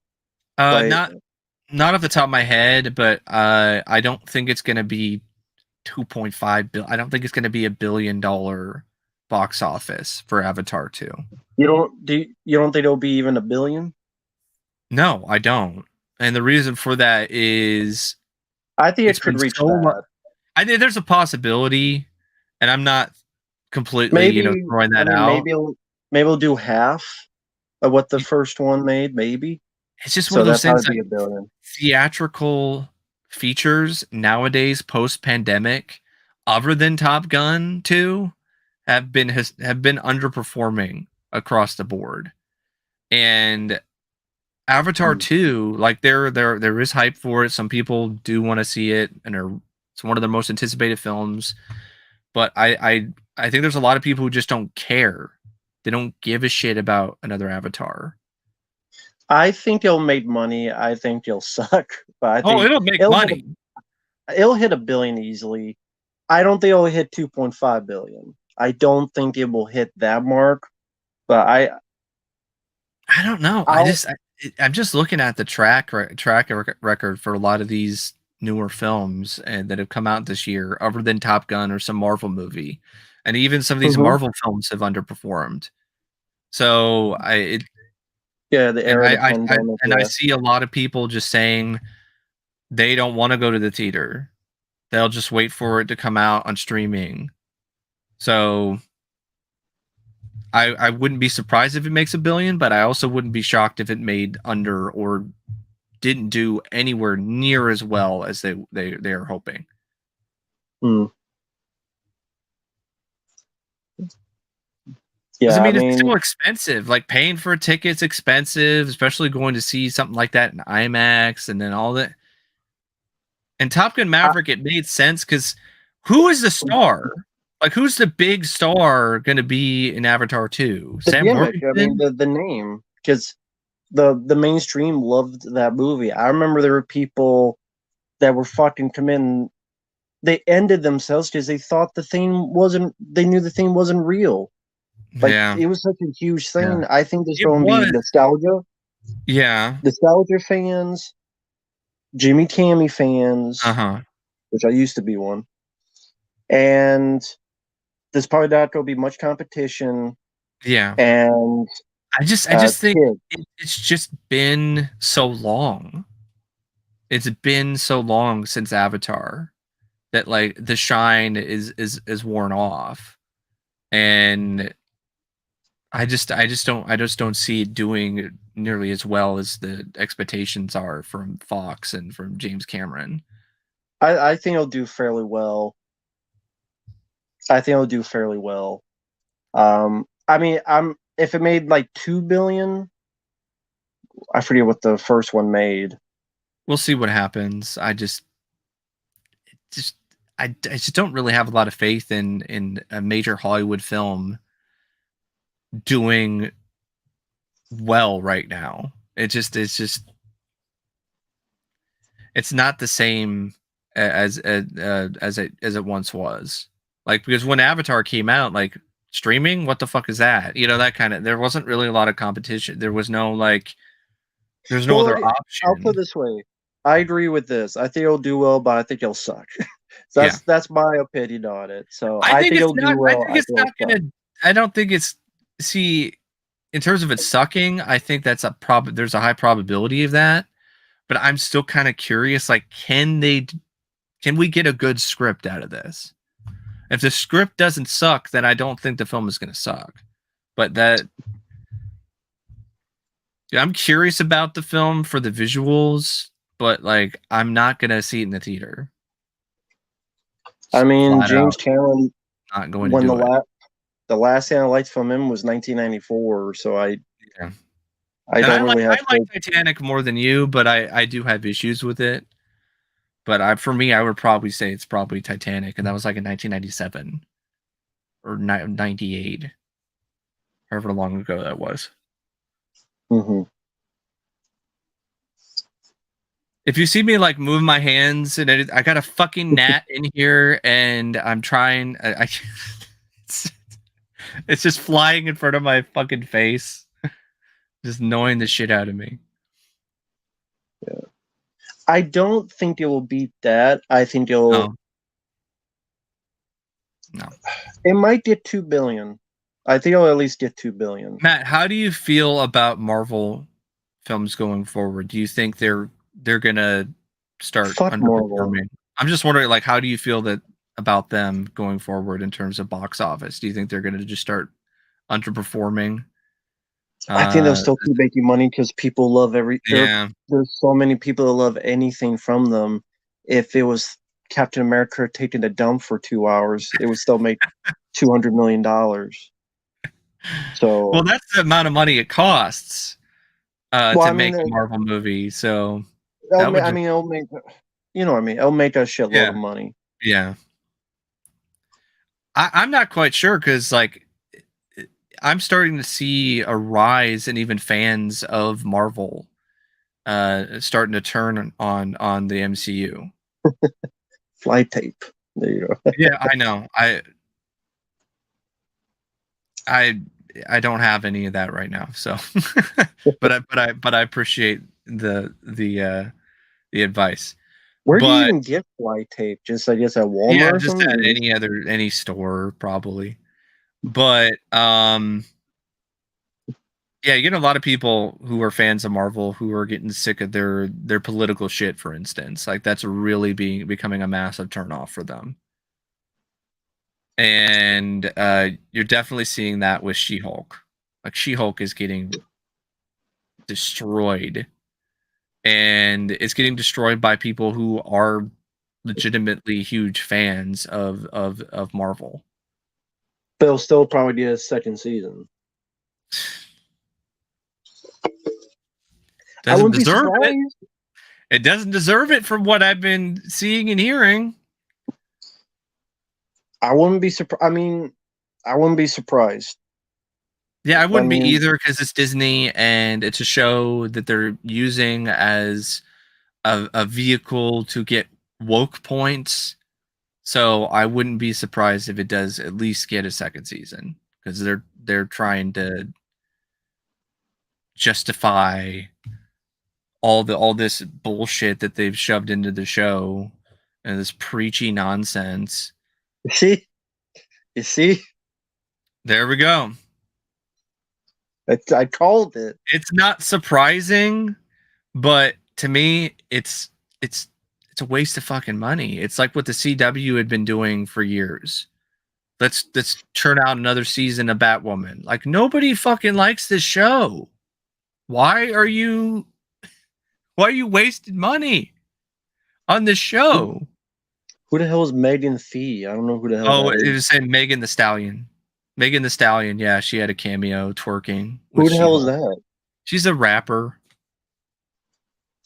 She was one of the rappers on that WAP song, you know? The what song? WAP. It's that rap song is like wet ass pussy or whatever. Remember that? Oh, Yeah. yeah. Okay. Yeah, she was one of the rappers on that song with Nicki Minaj. I think that's who it was. Christ. Sorry, I don't know what to say about that. But Fucking yeah, hell. some of the other horror films I've been watching. This is more of like a thriller, but I've been curious about it for a while. I watched Fear for the first time recently with Marky Mark, and I enjoyed it. I thought it was actually a bit of a gem when it comes to that genre. And Mark Wahlberg is actually good in that. Hmm. Especially compared to his other stuff that he's been doing lately, like Uncharted. Like this is Mark Wahlberg early in his career, where he's actually trying and has a little charisma, and he's also trying to do something different to make his name in the industry. Yeah, I mean, I did like Fear. I did like that movie. I like some of Mark Wahlberg's films. I like The Big Hit. I like The Mhm. Italian Job. I think a lot of I times like though those he's two been as well. cast. I think a lot of times Yes. he's just not as good, and I get tired of seeing him, especially Yep. lately. It's like Yep. he was good in The Other Guys, not the Nice Guys, because I keep getting Yeah. mixed up. The Other Guys, I'm a but peacock. You gotta let me fly. First he's just. off, peacocks can't fly. But sometimes he just gets cast in. I mean, Uncharted, he sucked, Yeah, he and was terrible in that. That movie was terrible, period. Awful. Definitely one of the worst films I've seen this year. Like what a waste of a good video game franchise. Like it wasn't a fun adventure movie by any means. It was mostly boring because a lot of it was just lamer versions of other adventure movies that you've already seen. Like a lot of the set pieces where they're trying to solve a puzzle or whatever to find the next clue. That was all done better in both National Treasure movies. So it feels like sloppy seconds from other adventure films. Um, and Tom Holland, I think that's right. Tom Holland. yeah, Tom I Holland. I like the guy. I wish him nothing but the best, but he needs a new agent, or he just needs to branch out more, or he just needs to like star in films that actually suit him. Like this was not a good role for him as Nathan Drake. Like it was not So, believable. He didn't carry the film. The script didn't do him any favors either because they didn't really give him a lot of moments to make an impact in terms of him being a badass or being a cool action hero. I mean, a majority of the film, he's just getting his ass kicked. Like, there's a whole scene where he's doing nothing worth of anything. Like, there's that, like in the climax with the two boats and whatever. Like, you get that moment where he gets that gun, the gun that's in the marketing and it's all over the video games. Like, it's a big freaking deal. And he gets it knocked out of his hands in like 10 seconds and does shit with the gun. Might as well just taken that gun and just shoved it up his ass because he didn't do anything with it.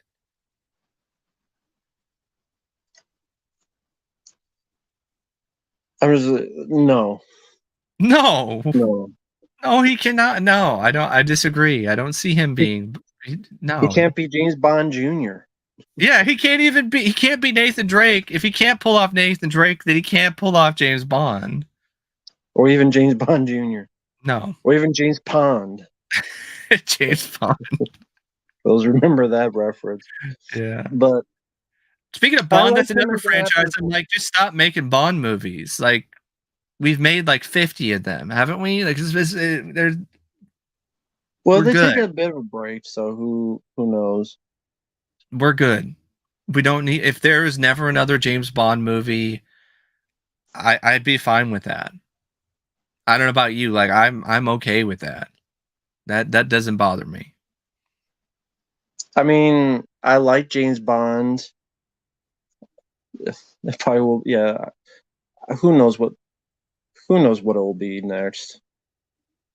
I mean, I would be more They'll come interested if they back. do like a They'll spin-off, come back. like focus It's on a too much. different agent, that kind of thing. No, they'll come back. James Yeah. Bond will come back, and Give it like another 5 years, you'll Yeah. hear something.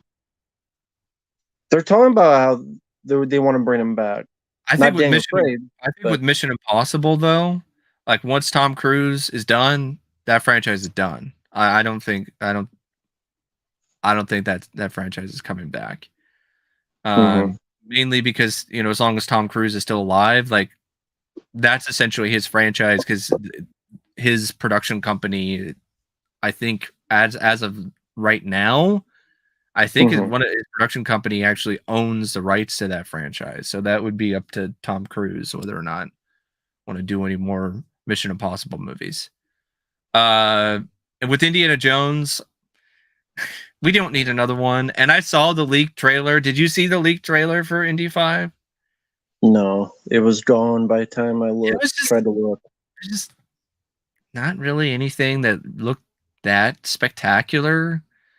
Like Harrison seemed like he was okay, but like none of the action in it really blew me away. And then there was a lot of emphasis on like Sala and whatever. It's like, oh yeah, Sala again. Like if I want that, I'll just rewatch one of the 3 Indiana Jones movies. Like I'll just watch The Last Crusade again or something. Like I don't Well, he's not in need. the second one, but one of Yeah. the three. Oh yeah, Yeah. I watch like The Last Crusade again if I want to see Indy reunite with Sala. Harrison Ford's like 80 years old. Yeah. I do like what he said, what he's been saying though about Indiana Jones.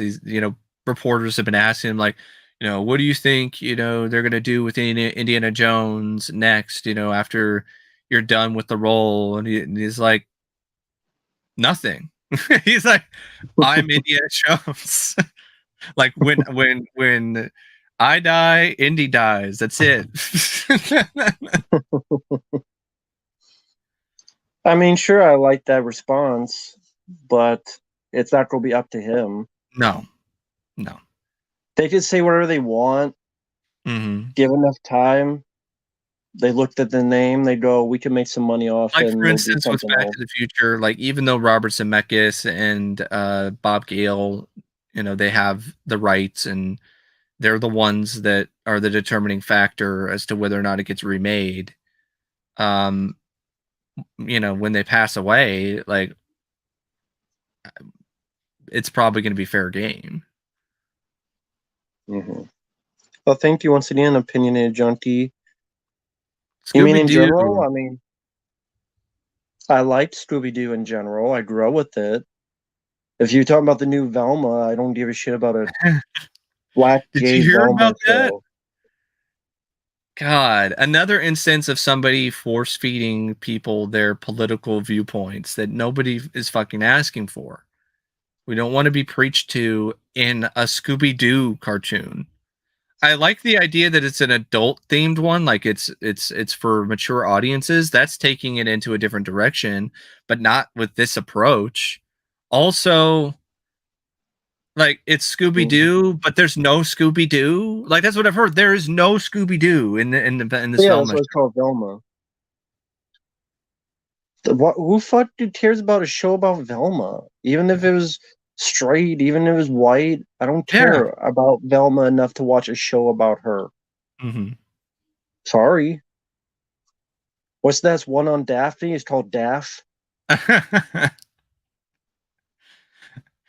I mean, I wouldn't care about a Shaggy solo show either. Like Scooby Doo, like the biggest selling factor for Scooby Doo is the gang. It's the gang who rides around the mystery machine. It's all of them. Mm-hmm. It's a package deal. Yeah, it's some what's that? Yeah, yeah, yeah. Nobody wants that shit. uh, oh yeah, yeah. Yeah, I Halloween was looking ends. at what was it? Oh It okay, I sounds meant like the end in Halloween ends is somebody's hairy, there you sweaty go. back end. And it's just shitting in your face for 2 hours. Yeah, yeah. Who cares about Velma? No Yeah, one. the race doesn't bother me either. I don't care about the race swapping with Shaggy and Velma and whatever. None of that really means anything to me. It happens so often nowadays, and Here's the thing, though. it's all about the quality of writing. Why don't they just create new characters? Yes, yes, yeah. Do like a satire of Scooby Doo. You know, that's a good idea. Do like a satire of Scooby Doo for mature audiences, and something like what they did with the Mike Tyson's Mysteries thing, but like Yeah. horror. You know, Do Mike Tyson's Mysteries for live action and get Mike Tyson. I but see yeah, that. Mike Tyson going against Mysteries, punching creatures in the face. I can't even do Mike Tyson. I can't do Mike Tyson, but I don't think he's doing too hot though. He's not in the best shape. I think that's why he that's too couldn't bad. do something like that. But I mean, like years ago, you could have done it. Yeah, like he's doing better than some people, but like he's been having a little more health issues lately. Like there's been some photos of him like in a wheelchair. He's out of the wheelchair now, but so I don't think he's doing good enough to do anything like that. Matt and I have said this, and I think if Seagal wants to have any sort of like comeback in his career, he has to start making fun of himself. That's the only way that he's ever gonna make any traction. He's never gonna. Seagal, yeah, but that won't happen. He's too busy living in Russia. So I'll just have to watch the Mad TV Will Sasso Seagal skits to get that. For those of you who haven't seen those skits, like check them out. They're hilarious. Will Sasso with Steven Seagal. Someone's asking, will you ever review the Matrix films? Someday. I definitely want to talk about them because I'm a big fan of the first film. It's one of the first movies I remember watching like when I was a teenager that blew my mind.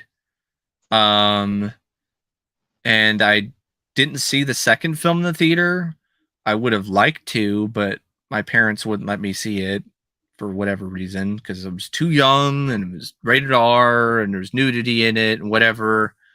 But I did see the third one that gets a lot of shit and I liked it. So I'm in the same boat as Matt with the Matrix sequels. Like I've always been a fan of them. Well, and I think good luck if you ever see the fourth one. Honestly, pretty underrated. Yeah, I've heard about that one. Sounds. And sounds this is so true. Like a winner. They don't create new characters because they suck at writing. That's why they are riding the coattails of popular characters. When they try to create new characters, we get shit like in Midsommar and fucking Hereditary. When they try to write new characters when it comes to the horror genre, or apparently with this exceptions, like Malignant. You know, there are. Yeah, or apparently this new Corey character in Halloween Ends. Fucking. It really. Michael Myers, will you teach me to kill as you die? It might as well be Corey Feldman. Fucking hell. Or Corey from what's that YouTube channel? The double what was it called? Oh, damn, I forgot. Double Toasted. Oh, that guy. Or you could have it could be. Isn't there like a guy who worked with Scream Factory whose first name is Corey? I can't remember. There could be. But oh yeah, the lead character and her fucking sorry ass. I'm a drug addict and my brother's missing, so the first thing I'm gonna do is go home and fuck. Your brother's missing, and the first inclination is you're gonna go home. She must be a fan of Ellen Ripley in Alien 3. That's her mentor. That's who she looks up to, is Ellen Ripley in Alien 3. Newt and Hicks just died, and I'm not. First thing I'm gonna do is fuck this random guy on this prison planet. Yeah, that has a bunch of fleas or lice, or lice because they shave their heads. Fucking barcodes. Have a barcode right in her snatch. Do not enter. Do not pass go. Do not collect $200. Yeah. Shang-Chi is Shang-Chi, not yet. I do have the film on 4K though. Speaking of Marvel 4K, like I've actually started the process of upgrading all my Marvel movies to 4K. Like I only have like a few that I need to get to complete the collection so far. And I got some good deals on them too. Like Target had like a buy one get one sale recently. I like I like Corey for Double Toes. That's why I mentioned him. I like Yeah. his stuff. I like the stuff he did with the Kermit he had back in the day on Public Access. That's why I mentioned him. Like, I'd rather see that than this new Corey, whatever the hell. Yeah. Hey, Winnie the Pooh, yeah. Yeah, Blood and Honey. They're gonna do a That's one Grinch question. one. Yeah, the Grinch horror film now they're doing. I wanted to Well, we ask you already this have whole. that. It's called the live action Grinch movie. Like that's already horrifying enough. I wanted to ask you this whole theme with public domain, and obviously Disney will put some finagling in with the Mickey Mouse. Well, yeah, Some of like that you can going. do something with Steamboat Willie or whatever, but you can't actually. Do you think someone will do that with Steamboat Willie, the horror film? I don't think they will because I think Disney. They'll be too scared. I think Disney's gonna try. Will sue. Like Disney didn't really have a say in the Winnie the Pooh movie because Winnie the Pooh as a character was not a Disney character. Winnie the Pooh was initially a character that was written in a novel or a series of short stories by A. Milne years What's the, before Disney ever released anything relating to Winnie the Pooh in animation. if I was curious, when something goes public domain, is there any way to own it again? I don't know Or is for that sure. I don't think there is, if I remember okay? correctly. I think it's one of those Is there, things where it's like it's in public domain. It's in public domain now. Like you're not going to be able to purchase the rights anymore. so like there's no way like Disney could be like we're gonna buy it, own it. So if other stuff goes to public domain, if that's the case, could they even have a say of any future I don't character? know 100% for sure, but it's an interesting argument to think about What's because that argument? Discussion. I mean discussion. That's what I meant. Yeah. But it's just one of those things where we're at the point in time now. Enough time has passed that, and Disney's been around for so that long that we can actually have that discussion, and we'll just see what happens. It's just one of Is those things we just have to wait and see. is Popeye public domain? I don't think Popeye. so. I think the rights still are with like Fleischer. Or I don't know if it's Fleischer. It's some entertainment company. Like I think it's kind of. I think some of it might be public domain because I think that's why they were able to make that shitty video game because it was like. Did you hear about that? Like the 3D Popeye game. It was just Game? No, yeah. It was like a 3D Popeye game. It was just awful. no. Go check out Rez. They did a Popeye video game episode on their It's Just Bad series, which I highly recommend to anybody, by the way. I don't know if you've seen that series or not, Matt, on YouTube. Uh, No. I recommend that one a lot. Like they did one on the RoboCop video game from Xbox, and they've done one on a lot of just games where you're like, what the fuck is this shit?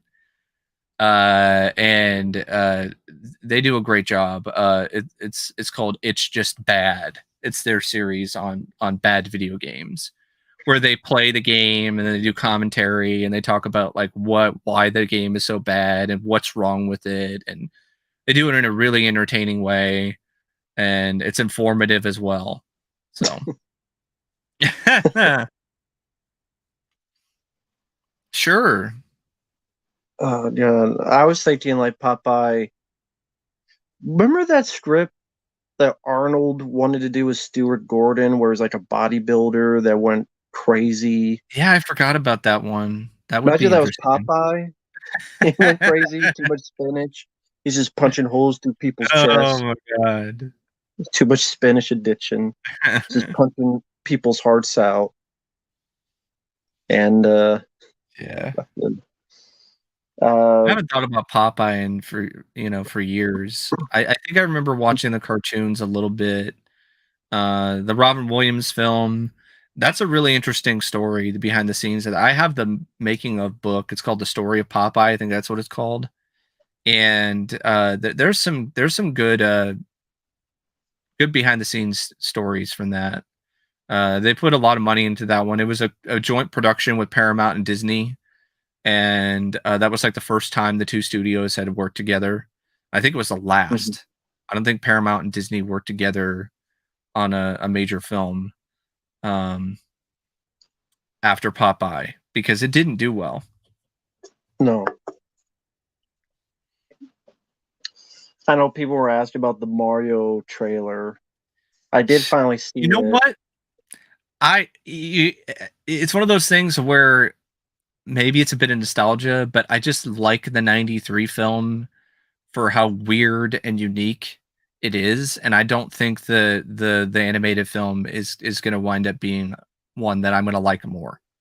I'm still going to like the 93 film more because it's just such a unique, wild and crazy movie that you will never see again. Like you will never see a Mario film or a video game movie like the 1993 Super Mario Brothers movie because of the fact that critics didn't like it, fans hated it, and it's just one of those things where you're not going to see that kind of off the wall creativity when it comes to Mhm. a video game film or a popular franchise again. It's got flaws. Not saying that that film is perfect. It is not, Right. but it's more interesting to me than anything that I saw in the trailer for the new Mario. I mean, Also, I saw the I trailer was well animated. yeah, it had nice looking animation, but Chris Pratt is not a good casting choice as Mario. Like it just he's not trying. It's half-assed, the voiceover work. He doesn't sound like Mario. Like I don't he's trying to do some kind of accent and it sounds pretty awful if you ask me. So I like Chris Pratt in animation. I love him in the Lego movie. I thought he was great in that, but I don't really feel that he fits with Mario. Now, Jack Black, on the other hand, surprised me. I thought he actually did a good job as Bowser in the little bit that I saw in the trailer. Mhm. Um, but I'm not feeling Chris Pratt as Mario. Give me Bob Hoskins. Even though he hated that movie, he hated that fucking movie. He hated working on that movie. But you kind Mhm. of can't blame him. The guy broke his fucking arm shooting that film.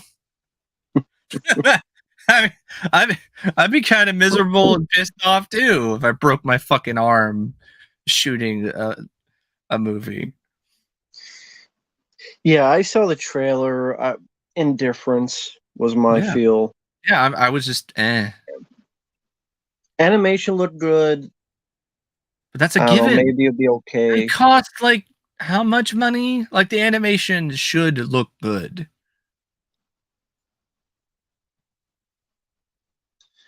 I, I don't know. I mean, I haven't played a new Mario game in the longest time. The last Yeah, one I I haven't played, either. honestly, was Super Mario World. Yeah. Hey, we're in the same boat actually. I played Super Mario 64, but other than that, like since then I haven't played Sunshine or any of these other ones. I mean, I liked what the ones I played. I just haven't. I've been out of the Mario loop You see, I forever would in like terms of that. to like one of these days, probably after I save up a considerable amount of money, which I've already been like basically telling myself lately. I'm like, stop. Just like slapping myself. It's like stop spending so much money. This stuff's awesome and it's cool, but it'll still be there. Wait. Like save up and only get like a few things every month. If it's limited, like a limited edition, whatever, like okay, all right, but like just stop. Like it's I'm at the point where I'm like it's getting a little too crazy. Like I'm not like super cash strapped or anything. I'm not like broke, but it's just one of those things where it's like I need to take a breather, so to speak, from all this spending. But what were you planning on? If you save money, what were you planning on getting? Like I'm actually thinking Mhm. about getting like a game system because like I only Mhm. have like an old Xbox 360, so I'm thinking about getting like Mhm. an Xbox One X or something, so I can like so I could play Indiana Jones and the Emperor's Tomb, and it'll like upscale it. Like you can actually, because there's like you can play that game now there's a lot of games you can play on that where you can put in the It old disc. upscales it? Yeah, it'll upscale it actually. It upscales the game, which I think is really cool. Xbox and that. Oh yeah, because you didn't really. Did you play PlayStation growing up? Very briefly, my dad had a PS2 for like maybe a short amount of time before he had to sell it. And I remember playing like Spider-Man 2 and having some fun with that, but I haven't really had a lot of experience with PlayStation. Like that might be cool too, but PlayStation 5s are so fucking hard to find. Like I mean, I would Yeah, be better off getting an Xbox. you easier find the Ark of the Covenant than fucking PlayStation 5. So, But yeah, I was the opposite. I was more into PlayStation. I didn't play much Xbox. And I'm looking over here with some of my games. Yeah, yeah, PlayStation. I had original Xbox. I had the original Nintendo when I was a kid. I played a lot of movie video games because, I like movies. Let's play Predator or Who Framed Roger Rabbit or This, Darkman. And they sucked ass. by the way, much better than the movie. Yeah, I've heard a lot Much of good better things than the about movie. Max Payne. And of course, this being my favorite, Mm-hmm. which good luck finding this price online. Yeah. $10. That's how it is with a There, lot of stuff. Like, there are some DVDs and Blu-rays like that you and I have yeah, that good luck finding them for the cheaper price that we were able to get them for. Games are like that, getting like that now too, especially on the PlayStation, and also certain ones on PlayStation 2. Like some of them, I'm looking at, I'm like, damn, really? yeah. That might be kind of fun to play, but fuck, not for that price. I'm not paying that. Yeah, unless you emulate it. Nowadays, with everything, they just cost an arm and a leg. Just how it Yeah. is nowadays, especially with people treating these games as if, same with Blu-rays now, and Mhm. as Like the slipcover shit is like the investment. most baffling thing. It's like it's a fucking Yeah, piece of paper. Like, why the fuck is this making this Blu-ray like 3 or 4 times as expensive people because it paying has the fucking slipcover? people are paying $20 just for the slipcover. Yeah, I don't yeah. understand that. Like that doesn't do anything. What you gonna do with the slipcover? You can't watch it. It's No, not a movie. Like you no. could pay $20 for a movie that you should I watch. know, You're paying for a piece of paper I know. that you put over it. And then you don't have to take off when you get the movie Yeah, anyway. yeah. Because at least when people pay for digital copies, digital codes, like you can use it. Like you could use that code and then you can get the movie. The slipcover, you get nothing except the slipcover. And yeah, I some slipcovers look really cool. Like Vinegar Syndrome does an amazing job with their slipcovers. They are gorgeous. But I just want the movie. I'm not gonna pay $80 or $100 just for a fucking slipcover just because it has the slipcover. That's asinine. And I know that's the market speaking, but that's also people being fucking dumb. I mean, seriously. Hey there, I mean, Dr. like Goldberg. I go on Yeah, go eBay ahead. and I look at even just generic like Marvel slipcovers. Give me $15 shipped for this slipcover for Black Panther. I'm like, fuck off. No, I'm not giving you $15 But shipped again, for I a can't cover. yes, it's their money. They can pay. I'm not their parent. They can do whatever they want with their money. I get that. It's just I don't get again, the $20 for a slipcover that again you're not going to do anything with. You don't have to take off each time anyway. Mhm. So what's the point? And some And of them, like, they're not like, for example, like there's a slipcover for Retribution. I think that's what it's called, from Severin. And the slipcover was tighter than a fucking condom. Like that thing, it is so hard to take off that I took it off and left it off for a year. Then I stupidly was like, well, maybe I could put it back on. And then I put it back on. I wasn't even able to put it all the way on. And now it's fucking stuck. And I can't get the fucking thing. So I had to like just basically rip the slip cover because I'm like, I can't get the fucking case out. So I was just like, fuck that shit and go in the trash.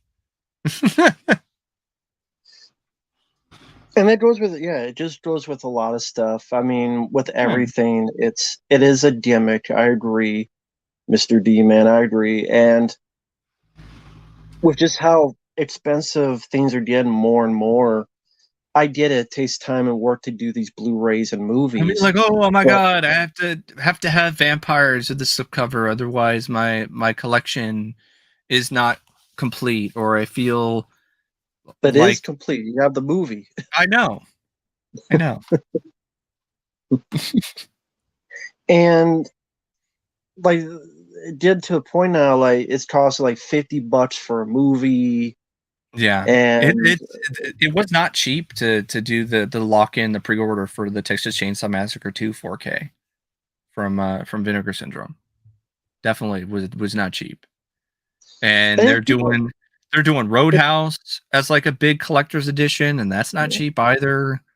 and if And people are into flip covers and stuff, that's fine. I just don't get it. I just yeah, not for me, I guess. but with Vinegar Eh, Syndrome, I at least understand because it's not like Scream Factory where it's just the same fucking cover art, as the reversible sleeve, but it's just a slip. It's at least I understand with Vinegar Syndrome because they do have exclusive slip covers and they are works of art on their own, and they're high quality. So I kind of understand that. And also with Vinegar Syndrome, I kind of understand the high price tag as well, because they put a lot of effort into their product and it really does pay off. And they also try to have all the features that they possibly can get, plus the best transfer. And they rarely have issues like Scream Factory and some of these other companies have been having lately when you have to have a replacement disc. So it seems like their quality control is also better. So, and they're also a smaller company than some of these other places are. mhm. So I think a lot of it's operation costs, but But at the same time, you gotta have a limit, otherwise it's just going to go overboard, yeah. and every company's going to Well, I be mean, charging. they recently have changed their subscription model. Like they used to offer their subscription, their monthly, like their whole yearly subscription package. They used to offer that, I think, consistently, like throughout the year. But now, like they're just going to offer it during a certain amount of time, so they're not going to offer it as much. Which, yeah, that shows that they're kind of changing their model a little bit. But in terms of prices, I think a lot of it's also the fact that a lot of these manufacturing plants, Matt, there's only one. There's one left. That's the other thing. I think that's the other reason why like the prices are going up for movies. It's just Mm. literally only one manufacturing plant, and all these other companies are having to deal with that one plant and in Mexico, I think. And so that's also causing probably some issues as well. But yeah, I mean, that's why I just don't buy as much as I used to. Plus, I mean, the stuff coming out like Vestron, just Silent Night, Deadly Night 3, 4, and 5. Yeah, Yeah. get the ones I don't like. Uh-huh. People like them, that's fine. They're doing Earth Everything, 3Z. everything has a fan, but those movies to me Yeah. sucked. Did you hear though that Warner Brothers is finally going to be doing the Rocky films? They're going to get remastered in 4K. I don't care unless there's Stallone does features Yeah, for the which sequels. who knows? He's too busy getting his divorce, then non-divorced, and he's divorced, and he's non-divorced. Yeah. I don't know what was that all about. I'm getting divorced. Then 10 minutes later, I'm not getting divorced.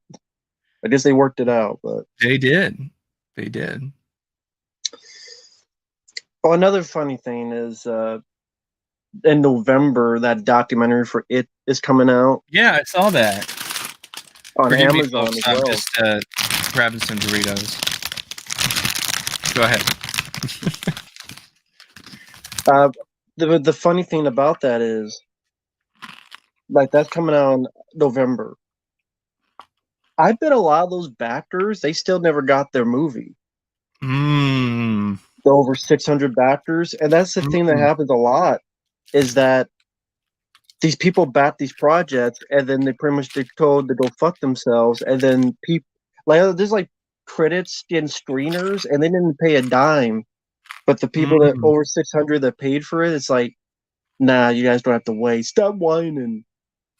And it's just, that's why that whole Indiegogo Kickstarter stuff, I don't subscribe to any of that anymore. Actually, rarely have I ever done it because, like, they'll take you and then they don't give a shit. Depends. Like, I did get the Blu-ray of Insertion of Darkness. Like, I did get that, but they did that lame shit where they're like, "Oh, you want the special edition with Elvira or whatever?" It's like you have to pay again. And I'm like, well, why? Why do I have to pay? Also, at the same time, I'm like, why wouldn't I?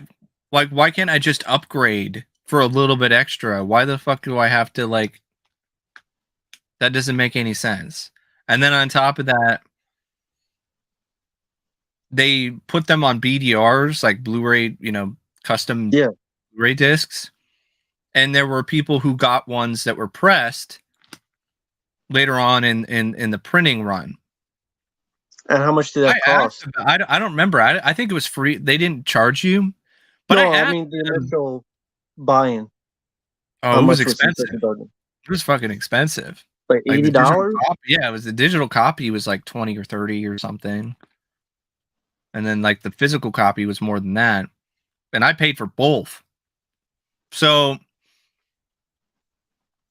I asked on the Indiegogo or Kickstarter or whatever, I asked, hey, I've heard other people are getting like the press discs. Like I got one of the custom ones. Like, can I get a press disc? And nothing. Never got a reply. Nothing. So yeah, I was basically like, fuck them after that point. Even though I did get the product, it's one of those, I'm like, what the fuck you're offering this, but then you're not responding to people. Like I think people who paid for it. Like that's just bullshit. Well, I was saying before, I think people will eventually get their product. But I just think it's funny that the people that brought you to the dance, these 600 some backers, you think they'd be the first ones to get the first crack at seeing the product, because without them, you weren't having. Sometimes they do. In fact, most of the time there's a lot of times where they don't. Like in this case, a lot of these people are like, well, how come all these people are getting these free screeners to watch and review for their podcast? How come we're not getting anything? Because you don't matter, because they got your money already. And I'm not saying every one of them does it, but I think there's a good chunk that, hey, we got your money, tough titty, you don't have to wait, we'll do whenever. And then there's some of them that like you don't get anything. Because there's a YouTube series called Kickstarter Scammers or whatever, and it's entertaining by okay. And you get nothing. You just get fucked. They just take your money. Fuck off.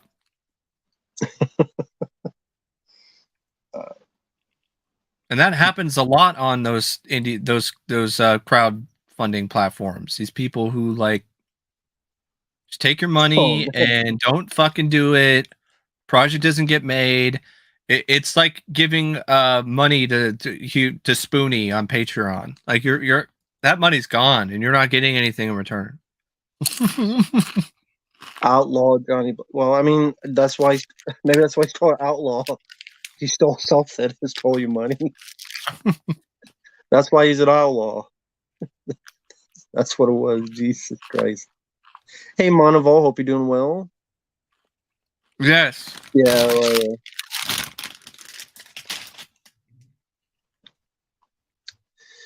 That's my reaction to a lot of stuff. I don't care. but yeah, I mean, I'll go on for a little bit longer, but we talked about a little bit about Hellraiser, Halloween Ends, which again, all that sounds is like I'm not surprised, man. I'm Well, not we heard about the surprised. leaks, and that just coincides and aligns with all the leaked plots that we were hearing about. Yeah. Again, 2-hour movie. Michael Myers in for less than 10 minutes. He's a mentor for some fucking kid, brand new character, some geek who just these Fucking cops picked on me. Fucking my bodyguard. These cops picked on me, so I killed someone, and now Michael Myers gonna teach me. Because now he's a fucking pussy who's wounded Fucking for Chris most of the movie. Makepeace. Chris Makepeace is getting bullied, and he decides, well, I don't need just a bodyguard. I need Michael fucking Myers. That's how I'll show Matt Dillon. Matt Dillon or was it Adam Baldwin? Matt Dillon was the bully. Oh, okay. I haven't seen that film forever, but I'd rather watch that than this one. Oh my god. That's how I'll show him. I'll have Michael Myers teach me how to kill, and I'll stab his ass with a butcher knife. Yeah, That sounds like Obi-Wan Kenobi. That's a name I haven't heard in a long time. Speaking of Obi-Wan, that's another nostalgia show from Disney that's been shit, and fans have not been happy with. But speaking of I remember Spoonie. I remember watching his stuff back in the day as well. I remember he did the full motion video reviews on Johnny Mnemonic and other stuff. He was back in the day where he had the Angry Nintendo Nerd, RMA21, a lot of these other video game guys, and he did some wrestling stuff too that was fun. He lost his mind. Yeah. I don't know how else to put it. I mean, I think he legitimately had some sort of mental break. Yeah. There's no other better way to put it. And but then it's too bad. I think he got better, but I think there was definitely some sort of residual effect of that. But at the same time, I also feel that there are a lot of things that have happened in terms of what happened with his career, where it was his fault.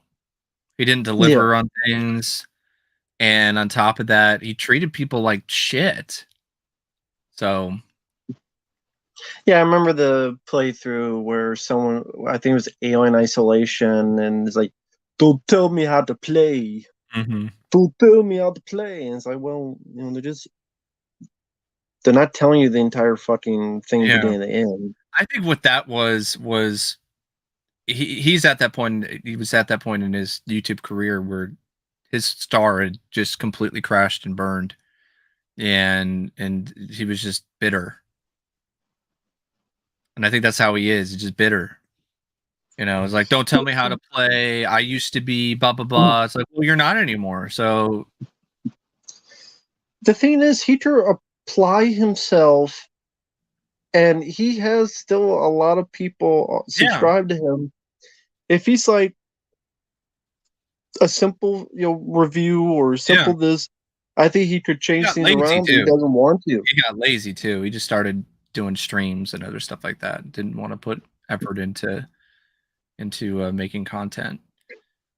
He doesn't want to do anything, and just it's disappointing because the guy I thought was decently talented, but Yeah, I thought he had more talent than Doug Walker and some of those other people that were from the same group. yeah. Because if you try to watch some of those older some of those videos from like the Channel Awesome crew, where they had these different content creators that were all just various different versions of the Nostalgia Critic. Like some of that shit is just pure cringe. It's hard to watch. It really is. Like some of these so-called internet celebrity, critics from that Mhm. era, like some of their stuff is like, this is fucking terrible. Like this isn't funny. This is not well written. These effects are Estonia. terrible and just atrocious. And like, why is this one guy trying to act all these different parts? Like I tried to get into someone like Atop the Fourth Wall, for instance, the comic book guy, and Jesus Christ, cannot not a fan of that. Oh yeah. Well, of course. Well, yeah, the apology video was lame, and it was unlisted, and it was on the second channel. And I don't know James, how the hell. Sorry, go ahead. with James, I think a lot of what's been going on lately, part of it's his fault, but another part of it is him just kind of. He seems to be a guy who doesn't really necessarily know what's going on most of the time, or he doesn't care. Like I He's don't know if not. it's like. He's not assertive. It seems. Yeah, he's not assertive either. Like that, he just goes along with the flow too much. And so when there's things that are not doing well, like what was going on with the Screw Attack guys and what was going on with Justin and all those other people, they're my friends, that kind of thing. Where he doesn't really necessarily know when people are taking advantage of him. That almost seems like that's kind of a little bit of what's going on. But another part of it's him. I don't have time. I have my family and all this. I So can understand that, like the family, but it's just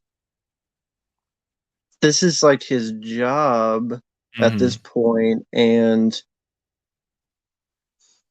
I'm gonna say this, but he's not gonna do it because it makes him the most. He needs to retire the angry video game nerd character, and it won't because it makes him all the views, all the money. I agree. I So mean, that will not there have been happen. like a couple. There have been a few newer AVGN videos from this year that I didn't mind, had some fun with. Like he did Darkman finally, which is pretty cool. But there's other ones where just not the shtick is just old and he's old and it just doesn't work on the same level. And I'm fine with him, doing video game reviews, but maybe just be James, that kind of thing. Like you could still be angry, you still poke holes in a game if it sucks, But but like just do it without the character. Because like but here's he's gonna lose his hair. He's got like he's got a different shirt on now, and it's just kind of awkward to I watch. think here's the thing. I still like James. I still liked the angry video game nerd character. I'm not going to say I'd be lying if I say I'm not a fan. Oh yeah, I would be I mean, I'm too. disappointed. And I just don't watch his stuff anymore. I don't know why you need to fucking not. If you want to do a 30 days of horror, those reviews are like 2-3 minutes long. Yeah, He could do that. He doesn't need yeah, people to fucking write for him. Like, come on now. definitely, definitely. But that was stupid. Hmm. James, I think, was never as much as a big video gamer as I think people thought. Because you Yeah, look at what he does away from that, it's all more about movies. He was more yeah, of a he's a movie guy. filmmaker. He's more of a movie guy. Mike I think Matei yeah, was Mike more the Matei. video game guy. Yeah, And however people feel about him personally, Mike Matei was a big reason, not the only, but he was a big part of the success of you can Angry Video tell Game Nerd. 'Cause Mike Matei came back in one of the Angry Video Game Nerd reviews, like the last Ninja or something? I don't know if that was the name of the game or not. It was something Ninja. Mike Matei came back and wrote for that episode, Mhm. and it was dramatically better than a lot of the other videos from the other guys. So that just shows you how integral Mike Matei was to that series. And you could tell also about how they split. Like Mike Matei has his channel; he just does video game stuff, streams. He's much more into it. He's much more knowledgeable on it.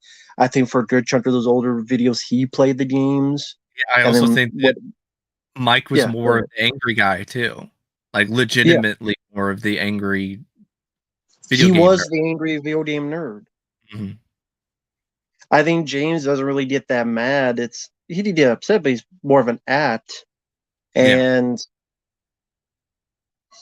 I because if you think look, that if you watch him talk about other stuff or video games or movies, or is it like on the podcast when he's not a character, like he isn't really that animated. He isn't really that.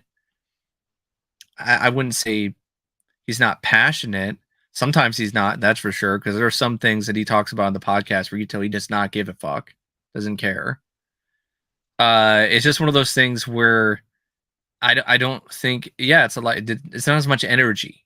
You know, it's that kind of thing. Like he's not as full of energy and passion and for some of these topics as other people are. well, no, Um, like I said, I don't think he's as passionate about games as some people think. I'm not saying he dislikes them; he likes them, but I think he again, if it's about yeah, filmmaking and movies, that's where he's more adamant yeah. and more wanting to do. Like that's what he wants to do more. And I think at this point he's forcing himself to play this character because It's it's exactly what's his happening bread and butter. with Doug Walker. Like he's forcing himself to keep playing the nostalgia critic after all this time because it's what pays the bills. He tried to kill that character off. He tried to go into the demo reel skit show. He tried to just distance himself from that character and that persona. But it didn't work. It was a failure. And he had to pay the bills. So he just keeps playing this nostalgia critic character. But his best videos to me are still his editorials, where he's not trying to do the whole skits and all this other shit. It's just reviewing the movie or talking about a certain aspect of a series of films or whatever. That's where Doug is at his best. Not doing the skits, which are cringe and just lame as hell. Yeah, the thing I barely watched the Nostalgia Credit. I saw that stupid review he did on Pink Floyd's The Wall. Bad, so And what the terrible. hell was that about? And that was a lot of Doug trying to show how good he is, like how awesome he is, and how creative he is, and it because he hated that film, and it was him trying to show that he could do a better job, and it was just embarrassing. It was so embarrassing. I've seen his movies. He cannot do a better job. No, no. And here's the thing: His I've watched 3 hour some of his movies. most recent stuff. I think Doug is starting to realize himself that the skits and all this, like it's not really necessarily the best route to take because he's been doing a lot of videos that have been like a lot shorter. Like he's reviewed like the Hotel Transylvania films, but like only in like 20 something minutes. So like he's kind of realized that you know it's honestly kind of better to like not do all that crazy stuff with these videos, maybe a little bit, but like he's toned it down considerably, and he's also kind of done that with the character too. Like, there's not as much of the one-liners and attempts to make like big lift alligator moment a thing. Like, there's not as much of that either. It's just him just kind of talking about what he liked about Mhm. these films, what he didn't. He did one on the Kung Fu Panda films that actually made me want to go see the Kung Fu Panda movies. Hmm. because he's still, I'd still think he's definitely passionate about film. He's always going to be passionate about talking about movies and stuff like that. But I mean, if we're comparing, like, I'd rather watch Brad Jones, even though I don't agree with the cinema snob all the time. Right. Like, you've seen Terrifier, right? The first one? Yeah. I didn't care for it. Yeah, and he's big fan of it. Yeah. And there's some other things that he's done reviews of that were kind of like, I Yeah, don't that's everything. I agree. know he liked to. Then he liked the monsters. Yeah, And I'm like, okay, teach their own, man. yeah, exactly. So, but he's definitely one that I still watch. I don't watch the Yeah. Nostalgia Critic as much, but it's one of those that kind of keep an eye on, like, oh, that might be kind of interesting, and I got nothing else on my playlist, you know, that kind of stuff. Yeah. But But then about 5 minutes, I'll end it. I guess mhm. final thoughts is apparently Halloween Ends sucks. I haven't heard anybody say any positive things so far in the chat who has seen it. Who Suck here, by the someone's way, back end.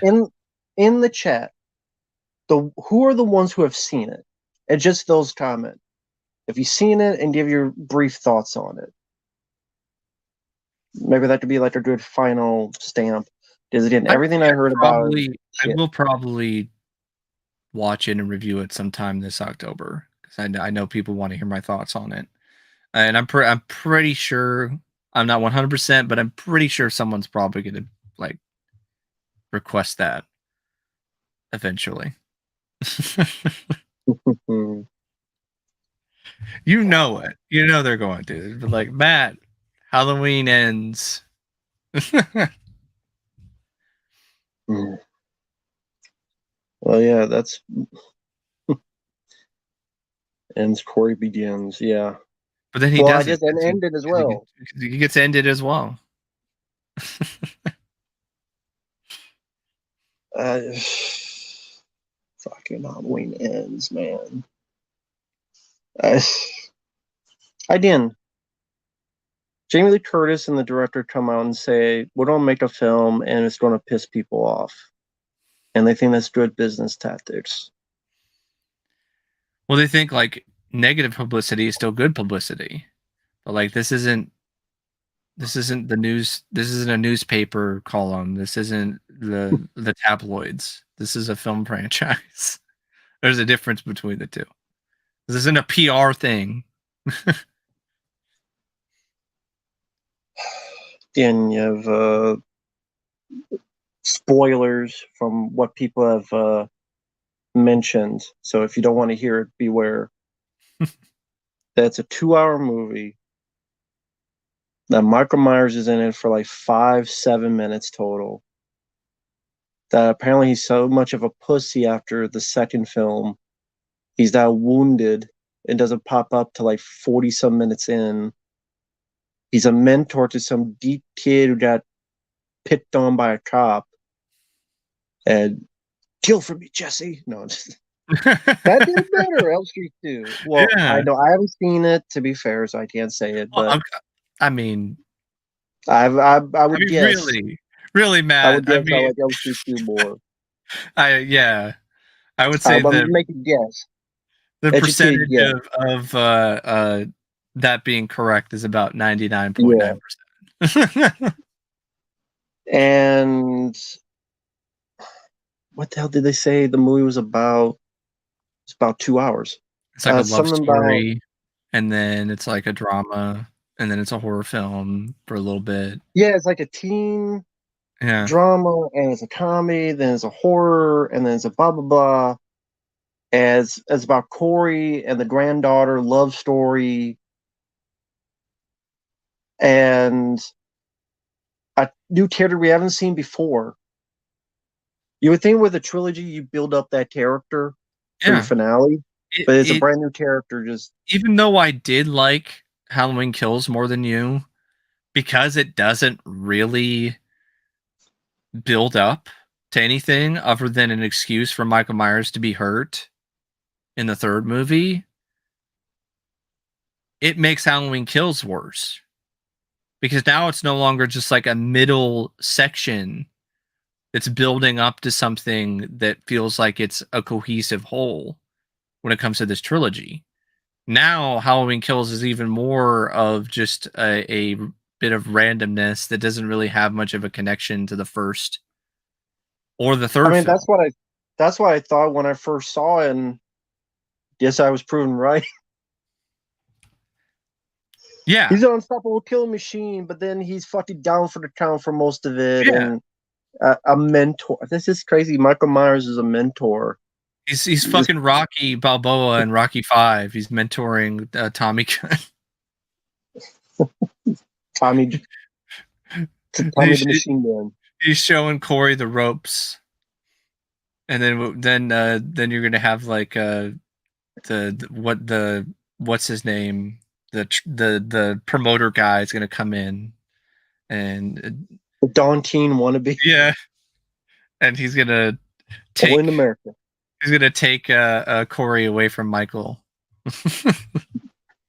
Stab me and I'll sue.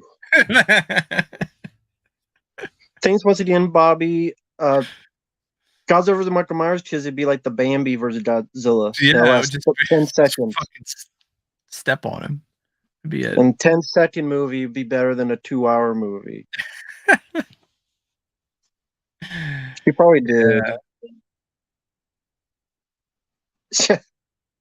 Yeah, look how that worked out. That was great. That really was a great marketing technique.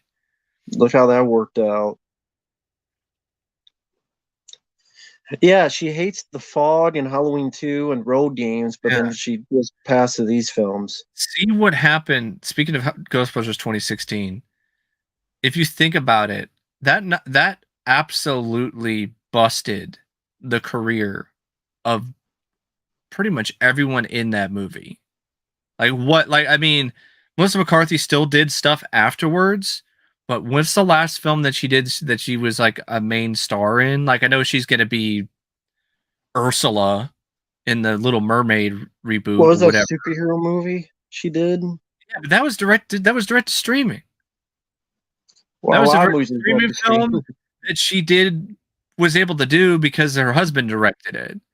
So she did a lot of direct to streaming stuff, but like as a theatrical star after that, her star took a huge hit after that movie. Kristen Wiig hasn't been in anything major in a long time.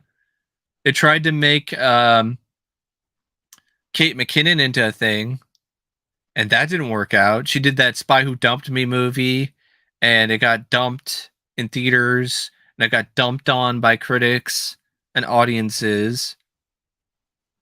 I saw that film, by the way. I saw The Spy Who Dumped Me with Mila Kunis and Kate McKinnon. Incredibly forgettable. Had no reason to be 2 hours. Not funny. And I like my Mila Kunis, but she couldn't save that. And then Leslie Jones, what has she done? She was in Coming to America. She's the one that raped Eddie Murphy's character. Yeah.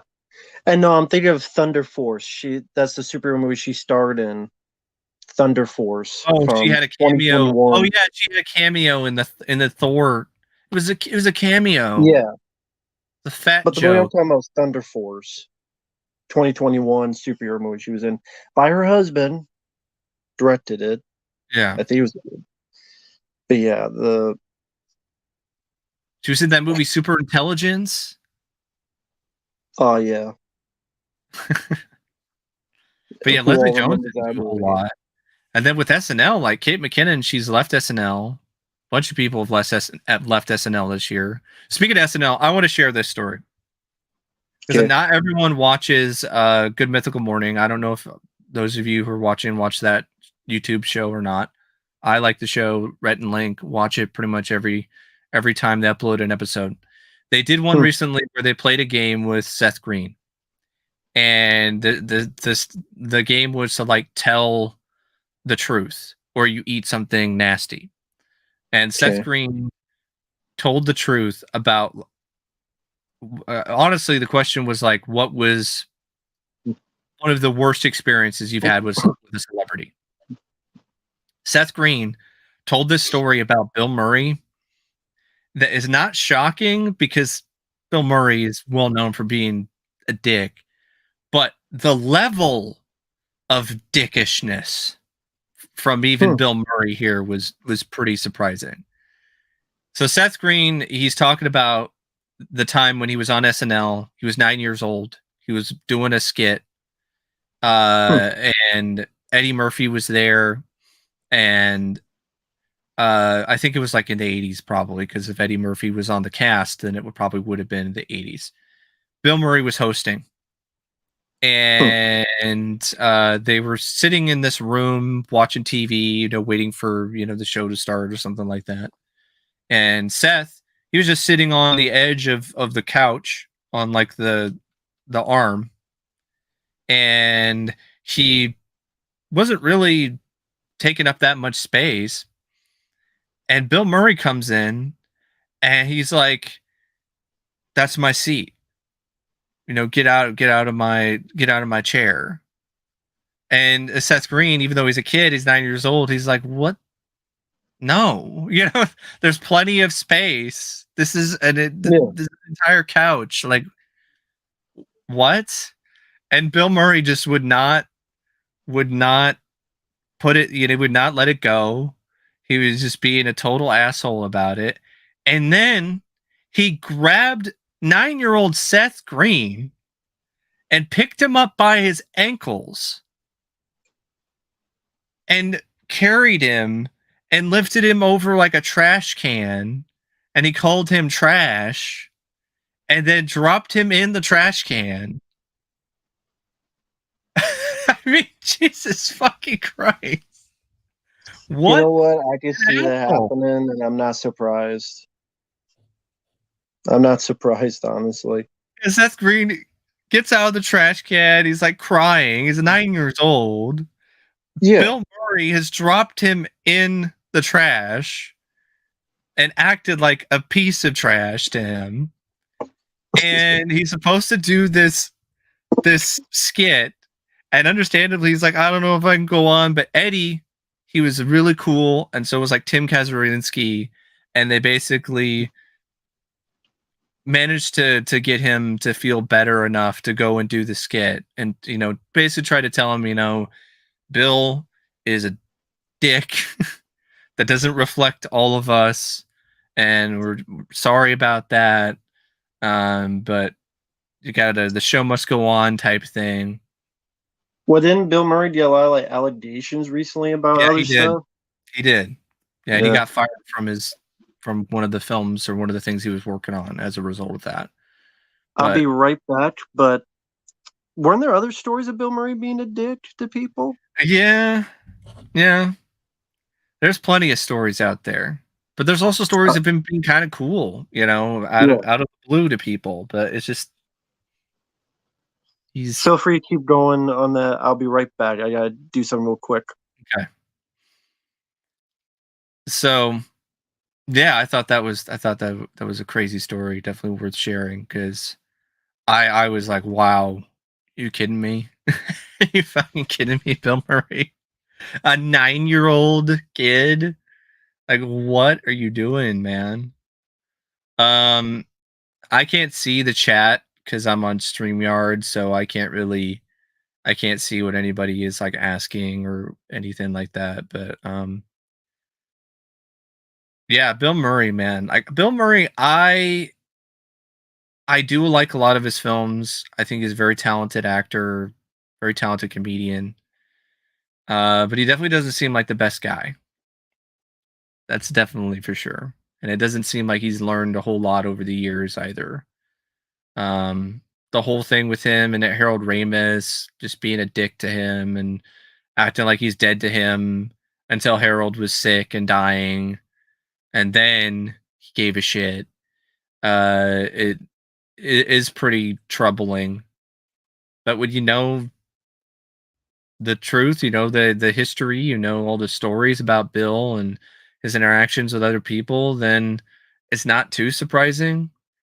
But like any celebrity, like there are stories that are nice too. Like there are instances where Bill is being really cool to random strangers. So it's just one of those things. It's unfortunate. It's unfortunate when you get the realization that someone Yeah, that the whole Hell Ramus stuff pisses me off. yeah, I I mentioned that as mean, well. yeah, It, I could hear you. I just had it on yeah, mute, but I could hear you. yeah. But yeah, the whole thing where fucking Groundhog Day, he just treated Hell Ramus like shit, Hmm. and then all these years didn't want to talk to him. All these years he could fucking talk to Hell Ramus, Hmm. It isn't and even necessarily a Ghostbusters 3 thing. Just talk to him. Just ignores him for no damn reason. mm, And then, oh, he's dying. Oh, by the way, yeah, I'll say this. And then he wants to say all these nice things about whatever. Bill, he's a great comedian. He's very funny. I like a lot of his movies. I think he's a piece of shit human being. I think he's an asshole. I think he's a mm. prick. I think he's a fucking asshole.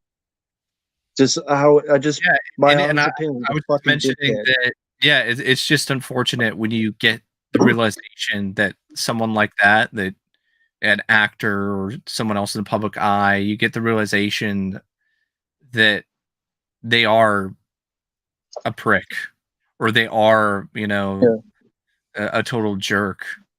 Uh, Yeah. it's definitely not something that helps those people. I think have the same level of admiration as you might with someone like Keanu Reeves. Keanu Reeves is just he's the real deal. Like Keanu Reeves is a really nice guy. Hollywood has not clouded his judgment that much. He hasn't become an egotistical uh, jackass. He'll give up his seat on the subway to a gal who needs it. He's that. He's the real deal. Um, and it seems like you don't hear a lot of those stories. You don't hear about a lot of those people in Hollywood. You just hear a lot more stories about people being jerks, people being assholes, people getting exposed in articles. Like there was like the director David O. Russell, like he got exposed recently as being like a really problematic guy. Oh yeah, I Uh, knew that a long time Army ago. Hammer, With Army Hammer with his three, whole sexual assault I mean Dale Russell nonsense. on Three Teens. Saw that he was George Clooney saw that David O. Russell was treating a crew member like shit, and he was ready to punch David O. Russell in the face and knock him out, which is cool. I may not agree with all George Clooney's politics, but he seems a lot of times like a cool guy. Yeah. And Yeah. But yeah, it's crazy that Bill Murray story. Like it's not surprising, but at the same time, the level of just sheer dickishness was shocking to me. Like it's one thing to get pissy and upset at like a crew member or some other co-star or whatever. It's a 9-year-old fucking kid. Like what the fuck? Just let Seth yeah, Green sit in the goddamn couch, Bill Murray. yeah, Mr. D man, you have to be careful. Don't time people out when they don't deserve it. Otherwise, you're not going to be a mod anymore. I know. I understand. You said your hand slipped on the phone. My bad. That's cool. Just be careful of that, man. Don't be timing out people. But like you Mm. said, it's a mistake, and just be careful in the future. Just wanted to let that know. So sorry, Casey Morgan, that happened. Again, from what Mr. Demon says, is mistake. No one died. I'm sure we'll die if we see Halloween ends, but That'll be the end of us. No, no, we've both probably been through worse than what Halloween yeah, ends is gonna yeah. I give mean, I us. just said be I funny, highly but doubt it's gonna be a more insufferable experience than sitting through either of the August Underground films. Yeah, Bruce Willis, Bill Murray, Val Kilmer, bad reputation for being douchebags. Yeah. Val, though, Yeah. I think in recent years, because of his health problems, I think he's definitely mellowed out, and he's definitely Who? been Val Kilmer. 'Cause Mm. he's had so many health problems and so many issues that from what I've been hearing, he's been very introspective and he feels bad. It's one of those things where, life is not turning out the way that you thought. And so you're having a lot of guilt and you're just feeling bad for, what you've done in Oh, the past. totally random, but some I don't want to forget. John Carper, someone did an Oh interview yeah, with I him. saw that. I saw that. Yeah. They He didn't know interviewed what him. he's like. They asked about elevated horror, and he's like, I don't know what that means. What's Yeah. that? And he didn't know what the hell A24 was. Just Yeah. Midsommar Hereditary. What's that? I have no It's idea like what you're talking I about. have no idea what you're talking about. I love that. I love Joan I Carpenter. fucking love. Yeah. There was an interview that kind of went viral online. It was not really an interview. It was like a Q&A. Kind of went viral online a while back. There was this guy who was just he was honestly being a dick about it. And he was talking about, oh, I love these movies, and Escape from New York is one of my all-time favorites. But what what the hell, what the fuck happened with Escape from L.A.? And then John Carpenter was like, what happened to Escape from LA? Fuck you. he just he just told the guy to fuck off. He's a legend. Straight up legend. Like I know some people were like, "Wow, that's uncalled for." Like John Carpenter, like canceled. But I'm like, no, the guy. If you watch the clip, the guy was he was saying the question in honestly a pretty dickish way. So it's like, yeah, get put in your place. Show some fucking respect to John Carpenter. Like if you're gonna Yeah. ask a question like that, I like remember that. I asked I've spoken to some directors in person. Like I spoke to Fred Decker and I asked him like what happened with RoboCop 3, but I didn't ask it to him like a total asshole.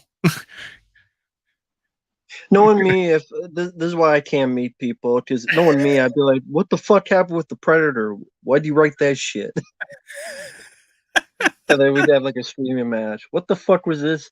And then I Fucking have to be like, Matt, why'd you write Asperger's jokes? I would have to be there and have to be like, there's a Yeah, hold you'd you have to back. hold me back. I'd have to hold I'd be like, what Matt the fuck back. is this? What the fuck is this? Autism has superpowers, and the Predator wants these superpowers because that makes them better. What the fuck was that script about? Yeah. What the fuck was the Predator script about? Why do they don't hunt for trophies? They want autism because it's a spectrum is superpower. Yeah. Is that what it is? Like, you tell me, was that the plot? Or am I Yeah. making it up? No, you're not making anything up. But yeah, I just asked him about like, what happened with that movie and, Yeah, I know, I did why it. was it Yeah, so bad, that kind of thing. Um, but I've spoken to, other people like I talked to Rick Baker and I asked him about Night Skies and he was he still is upset about how that went down yeah, because with Steven Steven Spielberg. Spielberg. For those of you who aren't aware, and I might as well end it with this, because Yeah, I Night agree with that. Skies Real quick, I agree with that. was a project that Steven Spielberg was attached to direct prior to ET. It was with Columbia Pictures, and it started out kind of as a potential sequel to Close Encounters of the Third Kind, but then they moved into a different direction. And Rick Baker, a well-known effects artist, a makeup effects artist, at least nowadays. Like at this time, he Had he hadn't done? quite done American Werewolf yet, so he Okay. was just kind of getting his foot in the door, getting his feet wet, kind of thing. He did some work on like Star Wars and a few other stuff. And Steven Spielberg liked what he saw from Rick Baker and hired him to do the makeup effects for this film, Night Skies.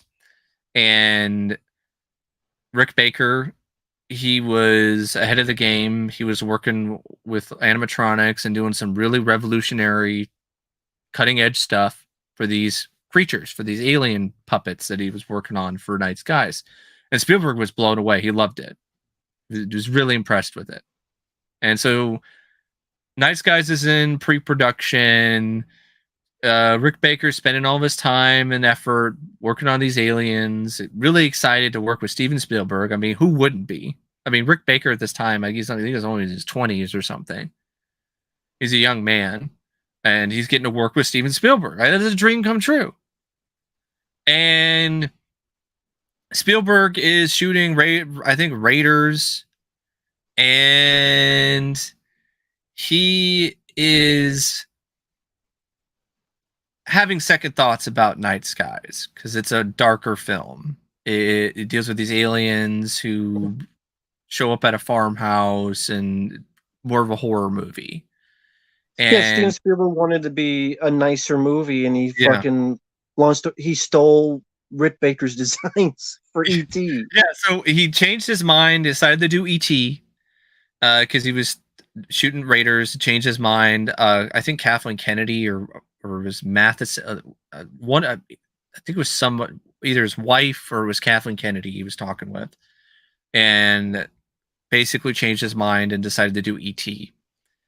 So then he goes to Rick Baker's shop after filming of Raiders and is like, "Hey, Rick, I got to tell you, I'm not going to do Night Skies anymore. I've changed my mind on that one. I don't think it's going to work out. But I am going to do this new film called E.T. And I'm going to do that instead. And I want you to do the effects for E.T." And Rick Baker's like, "Steven, I'm sorry, man. Like, I put all this work into Night Skies and I got the work done.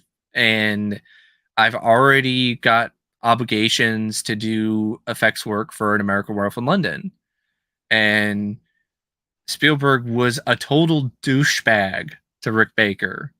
As soon as Rick Baker turned him down, he threw a temper tantrum, took Rick Baker's sketches and designs that he worked on for Night Skies, and took the puppets and all this other shit, and just stormed off.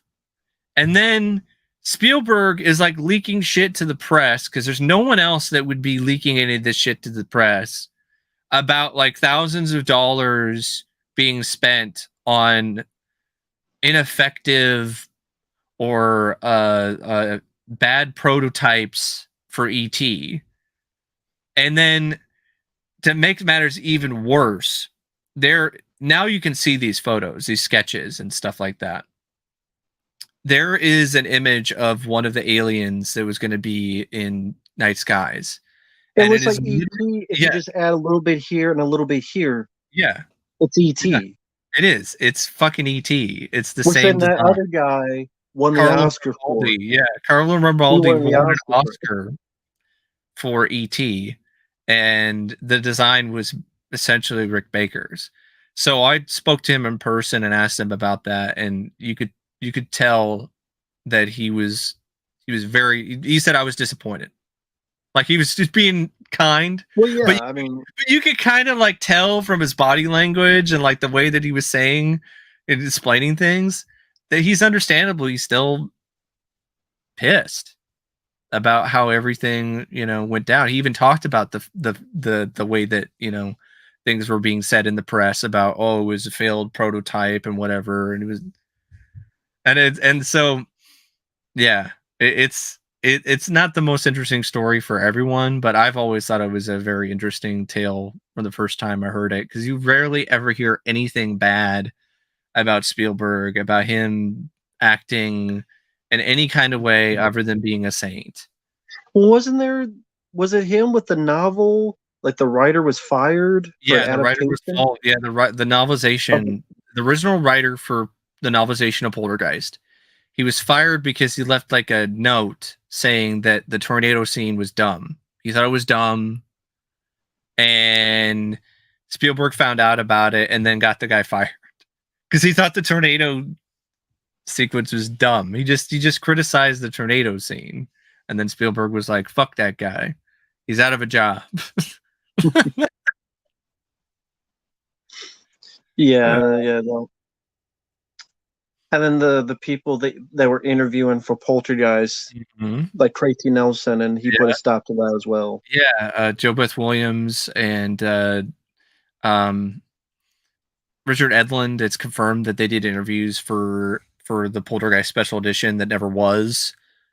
And those interviews never saw the light of day because of Spielberg and his lawyers. And then there was another thing that happened, but I can't find the link for this. I know I saw it. It was on that website that was a Poltergeist fan site, and I don't know what happened to it. Maybe Spielberg's lawyers kind of involved and were like, "Get this shit off the internet." Cease and desist. We will sue. There is a fan of Poltergeist. He was working on a book about the making of Poltergeist, and he even went as far to go see Craig T. Nelson at his home in Washington and interviewed him, and did other interviews with other people. And Spielberg and his lawyers found out about it and sent him a cease and desist. And the book's never been published. The guy, as far as I know, I've pretty much fallen off the face of the internet. Who knows? Who knows what Spielberg and his lawyer, he's got so much power. Maybe he just made him disappear. Well, I know we talked about this before, but the question goes back to why. Yeah. Why? What's the big deal? And here's the thing. Even if it is an instance of he directed a good chunk of Poltergeist and it went against the rules of the Directors Guild at the time, it's decades have gone by and he's still Steven Spielberg. I'm pretty sure the DGA or other people are just going to be like, that wasn't cool. You should not have done that. But you're Steven Spielberg. It happened so long ago. We really don't care. It does not matter. We're not going to punish you. We're not going to fine you. We're not going to kick you out of the Directors Guild of America because you went against rules that aren't even a thing anymore.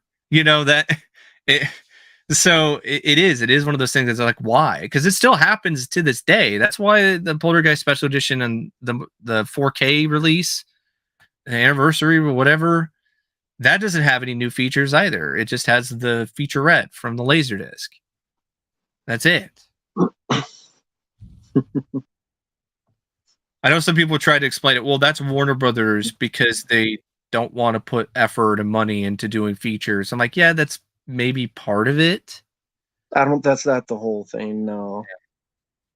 There's a lot of other movies that have gotten it. Because I'm pretty sure if for example, Scream Factory did special editions of 2 and 3. If they could make a deal with Warner Brothers and if they could have done a special edition, a collector's edition of the first film, they would have been all over that. And they probably would have had it loaded with features. But they probably didn't even try because they know what the answer would be. And they know they wouldn't be able to get any footage. They know they wouldn't be able to do anything because of Steven Spielberg. Yeah. Poltergeist 2 and 3 have features. So you tell me the first one wouldn't have any? Look at all the features Poltergeist 2 and 3 got. And what makes it even more frustrating is that Toby's dead. So it's like I just want this to be over with. Can Spielberg just do a commentary track, do an interview before he dies? He doesn't even do commentary on his own movies. Or do a fucking interview with somebody. Just fucking tell all. Or he's just gonna go to the grave with it, and that's it is what it is. I mean, Toby, I think, did the same thing. So, but well, I wouldn't be surprised if Toby's if I say anything, I'll probably get sued by Spielberg. That's probably it, yeah. He's like, I'm gonna keep my lips tight because everyone's gonna happen with Steven Spielberg. But I after watching Salem's Lot, I actually do feel Toby Hooper directed a good amount of that movie. I don't buy the theory that Spielberg directed the entire thing or the majority of it, because there are certain shots in Salem's Lot where I'm like, that kind of reminds me of Poltergeist. Thank you for the kind words. Yeah, thanks. But yeah, it's that whole fucking thing. It's Steven Spielberg. Oh, and he's also the reason why you don't have a special edition of Hook fans, because he doesn't like the movie. That's the other thing. Spielberg doesn't like Hook. He's not a fan of that film, and that's why you never get a proper Hook special edition, with a feature-length documentary or anything. Even though that has a massive cult following. Now, other directors who get involved, Michael Mann. Speaking of directors who are, putting a block on stuff, Michael Mann and The Keep. Yeah. Not that bad of a movie, Michael Mann.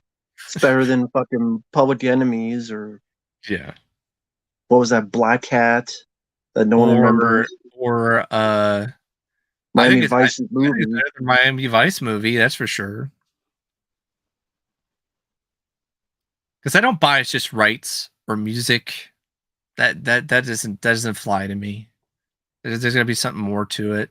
But but now Michael Mann is not even that big of a name, so it has to be something a little bit bigger.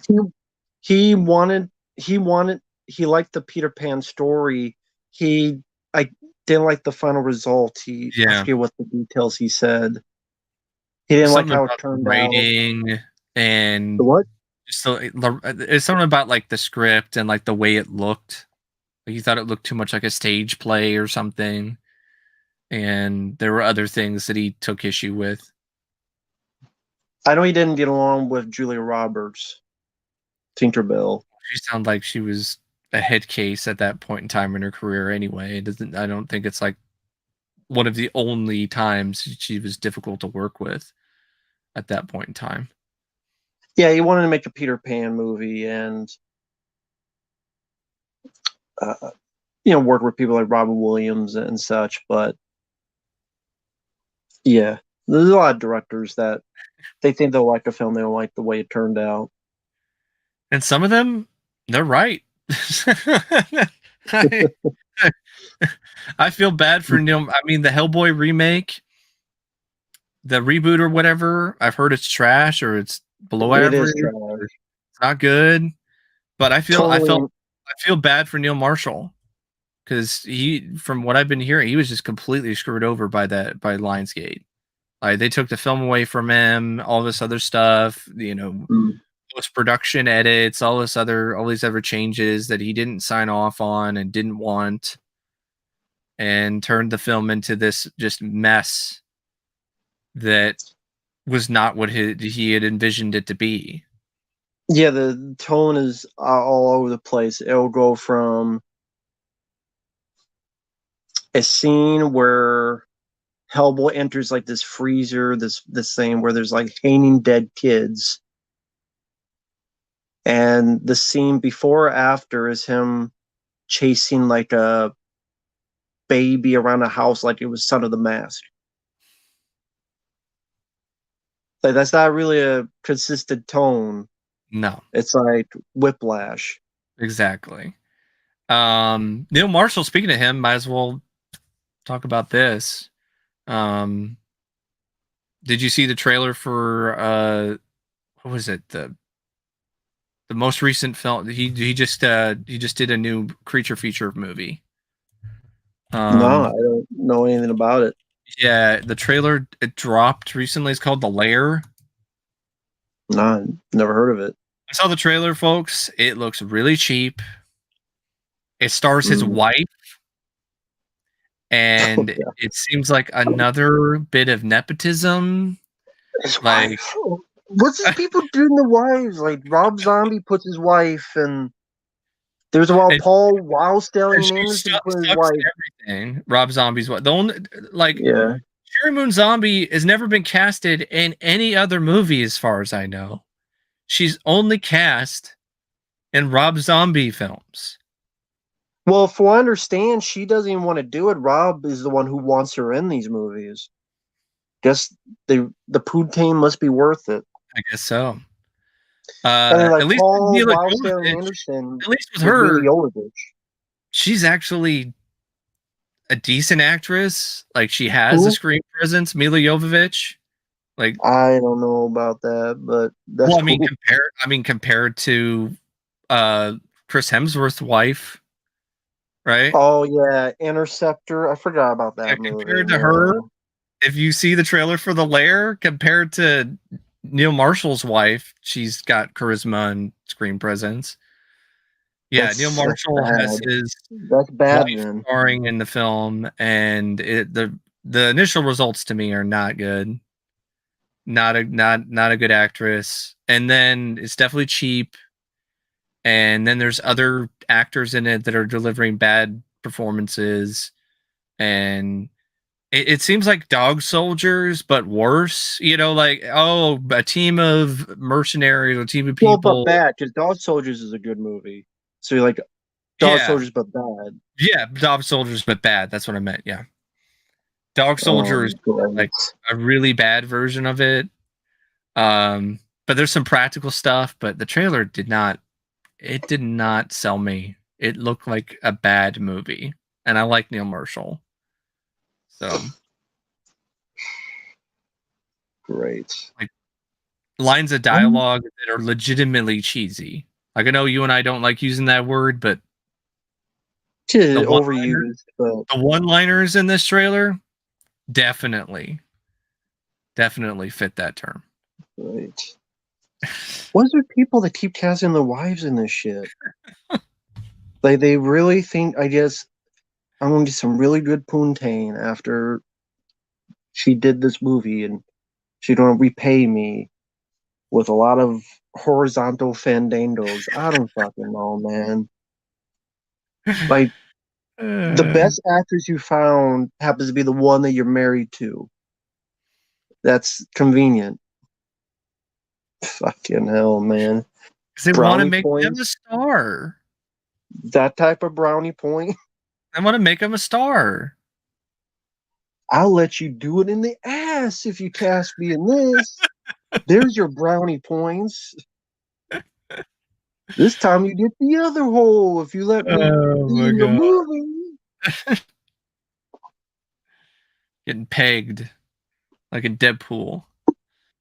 And yeah, I've heard about Deadpool 3. I'm excited about the prospect of Hugh Jackman and Ryan Reynolds working together, but I'm leery of it because of fucking Marvel and their recent track record and Disney just trying to insert their politics into every Marvel movie as of late. But and the director as well. yeah, the director kind of but at the same time, I do still have a lot of faith in Ryan Reynolds with Deadpool. It's not let me down yet. So Yet. exactly. Yet. But we'll see what happens. It's gonna be a long time. They delayed it again. It's not even gonna come out until like 2024 now. Because they pushed back a lot of stuff. And real quick, right, I have not seen Act of Valor. Haven't seen it. Heard about that one. And I would say probably wrap it up, but I'm going to mention one last thing. Speaking of Marvel, did you hear about Blade? Did you hear about the Blade reboot and how it's crashing and burning already? Quit? Didn't the director quit? Yeah. The director quit. The rumors are the script is a fucking mess. And didn't they say the script only had like 2 action scenes or something? Yeah, something like that. Yeah, the script's a mess. That's what you want a Blade. You want a new Blade film? Just have 2 action scenes. That's what you want in a new Blade movie, right? We don't need action in Blade. Fuck, you need action in Blade. You need to talk about vampire problems. And then I heard about Werewolf by Night. Like it's only 50 minutes. Like I heard it's just a short film. the Werewolf by Night thing. It's only 50 minutes long. Yeah, that's what I've been I guess hearing. that's why it's going to Disney. It's just a short one-off thing. Like it doesn't Is that even Hulu or Disney Plus? Disney Plus. Well, Because I don't Disney have Disney Plus, Plus, because so I don't care. I I have it now, but it's because my mom wanted it. So I got it from my mom because she wants to see Hocus Pocus 2 and she wanted to watch some other Disney Channel original movie. So I got it as an add-on for Hulu.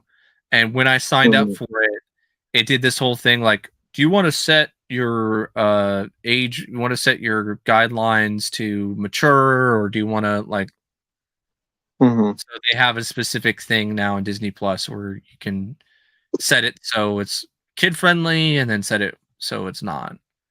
And yeah, Jesse, I heard about that. I heard about the documentary.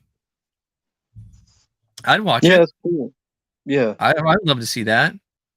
John John Candy, Candy I greatly miss that missed, man so much. Him and Robin Williams are two comedians that and people and that, Chris Farley. I mean, and Chris Farley that I those three. miss dearly. I mean, John Candy was that whole scene in planes, trains, and automobiles where he says, "This is a real article. You know, I'm the real article. What you see, what you get." That really was John Candy in real life.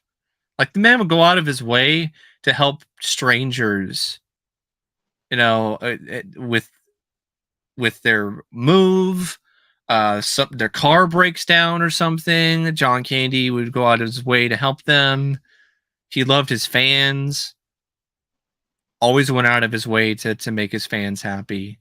And when you hear about stories that people have had when it comes to them working with John Candy, you don't hear any who's an egotistical jerk off. You don't hear any Bill Murray stories about John Candy.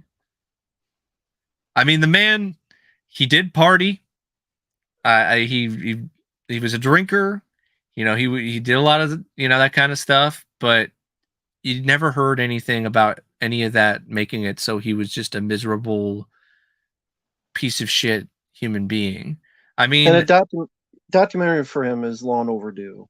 yes, because I think his impact is still definitely felt. And I mean, when he died, they shut down the entire freeway in Los Angeles. Like, Mm. that's the kind of stuff you reserve for like royalty or some big huge uh deal of a person. Yeah.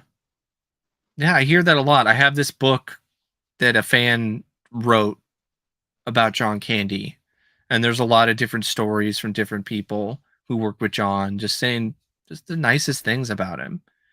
And Mhm. Robin, I've heard there's been a few things like Robin early in his career, he was doing cocaine, he was wild, he was a little bit hard to work with. But I heard that Robin later on, when he stopped cocaine, he stopped doing drugs, he was a lot nicer and more reserved and respectful of people. Yeah. Um, Speaking of comedians, I've heard Jim Carrey is actually kind of a nice guy, at least nowadays. In fact, a friend of mine on Facebook, he reached out to Jim Carrey recently through like mail or something, and just talked about how much he admired Jim and his work and everything, and kindly asked for an autograph. And Jim sent him an autographed photo and didn't even charge him a thing, didn't even charge him a dime. Wasn't he though a dick on Man on the Moon? Yeah, I think that was a lot of like, see, that's what I'm saying. Like that was at the point in his career. Like nowadays, he's at a point in his career where he's not really that kind of person anymore. And I think he was just obnoxious. He's Mm. just so obnoxious. It's almost like the documentary about, I don't know if you've seen that documentary about the man in the No, I've moon. seen clips. I've seen the I clips on would YouTube. recommend checking that out sometime. It's a really interesting documentary because Tim was flat out going through some sort of mental break doing that doing that movie. Man on the Moon, yeah. Like I didn't Blake even Lively. know that was Jim. Like that was Jim as Andy Kaufman. Like Well, he someone we says he's doing is trying to do method yeah, acting. it just went too far. He got so far into Yeah. the role of Andy Kaufman that he lost himself. He lost himself in that role. And what did it really amount to? Like, Man on the Moon is that like a talked about movie I that like got him the movie. awards and stuff. I think Jim Carrey did a good job in it, and I do like the film, but yeah, I But didn't I'm just saying, really. in the long run, no one remembers that movie in the long run. And it's not like made all these award circuits and Yeah, all that. So all that, what was really all that for? All that headache he gave people for method acting. What yeah, did it really amount to at the end? not much. And yeah, fuck the new Blade film. Butter But knife. we'll end it here. It's been over 3 hours. Thanks, Mike, for taking the time out of your Yeah, busy no problem. schedule. What's coming up for your channel? For those who Hellraiser. are Hellraiser. Hellraiser reviews.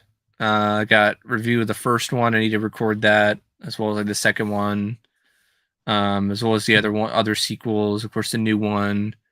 Um, I was planning on doing like a bunch of like random vampire stuff, but like it's like the 13th of October, Yeah. so I just kind of pick and choose what I might do. Like, I am gonna do some vampire stuff because there was a vampire film that freaking Dracula, the original living vampire. Like someone requested that, I so saw that. Good luck. that's gonna be fun. Good But luck. I'll definitely talk about Bram Stoker's Dracula and um the 1979 Dracula with Frank Langella and maybe the Bela Lugosi one. But in terms of the other Mhm. vampire films, I don't think I'll have time. What I Yeah. might do though, because I'm still gonna watch a bunch of these vampire movies, I might do like a top 10 favorite vampire films video. So I might That do could that. work. So I could talk about some of the ones that I saw that I enjoyed the Yeah. most and maybe like some honorable mentions, but not do like full on reviews for those. I will review The Kiss because that film is fucking weird and bad, but in a way that's kind of so bad it's good at times. Like that's the kind of movie where I could see it being a fun film to riff on with a bunch of friends and like beer, like a case of beer, get a bunch of friends together, watch The Kiss, and just laugh at how absurd it is. Um, and of course, My Halloween my three Kills. yeah.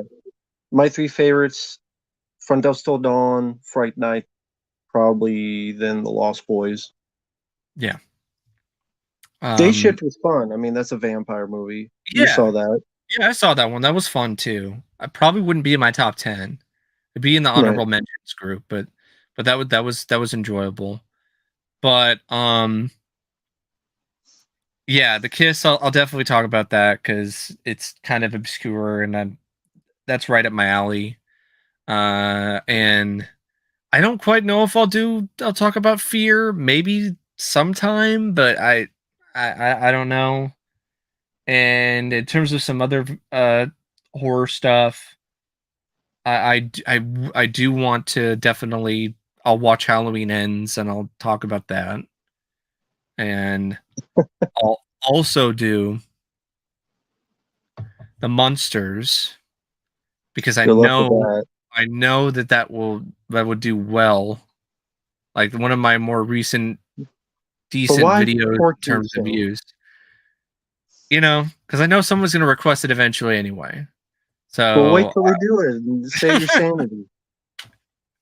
now it's Halloween. I could do that, and then I could do Hocus Pocus too, because I know that's gonna suck too. But don't waste your time. I'll still see Hocus Pocus too, because I know my mom's gonna want to watch it, and I'll probably watch it with her, and then I'll do a video on it.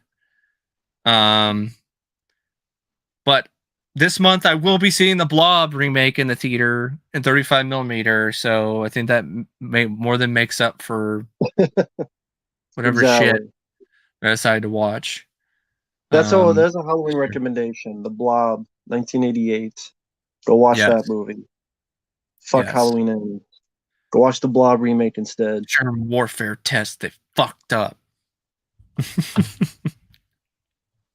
Exactly.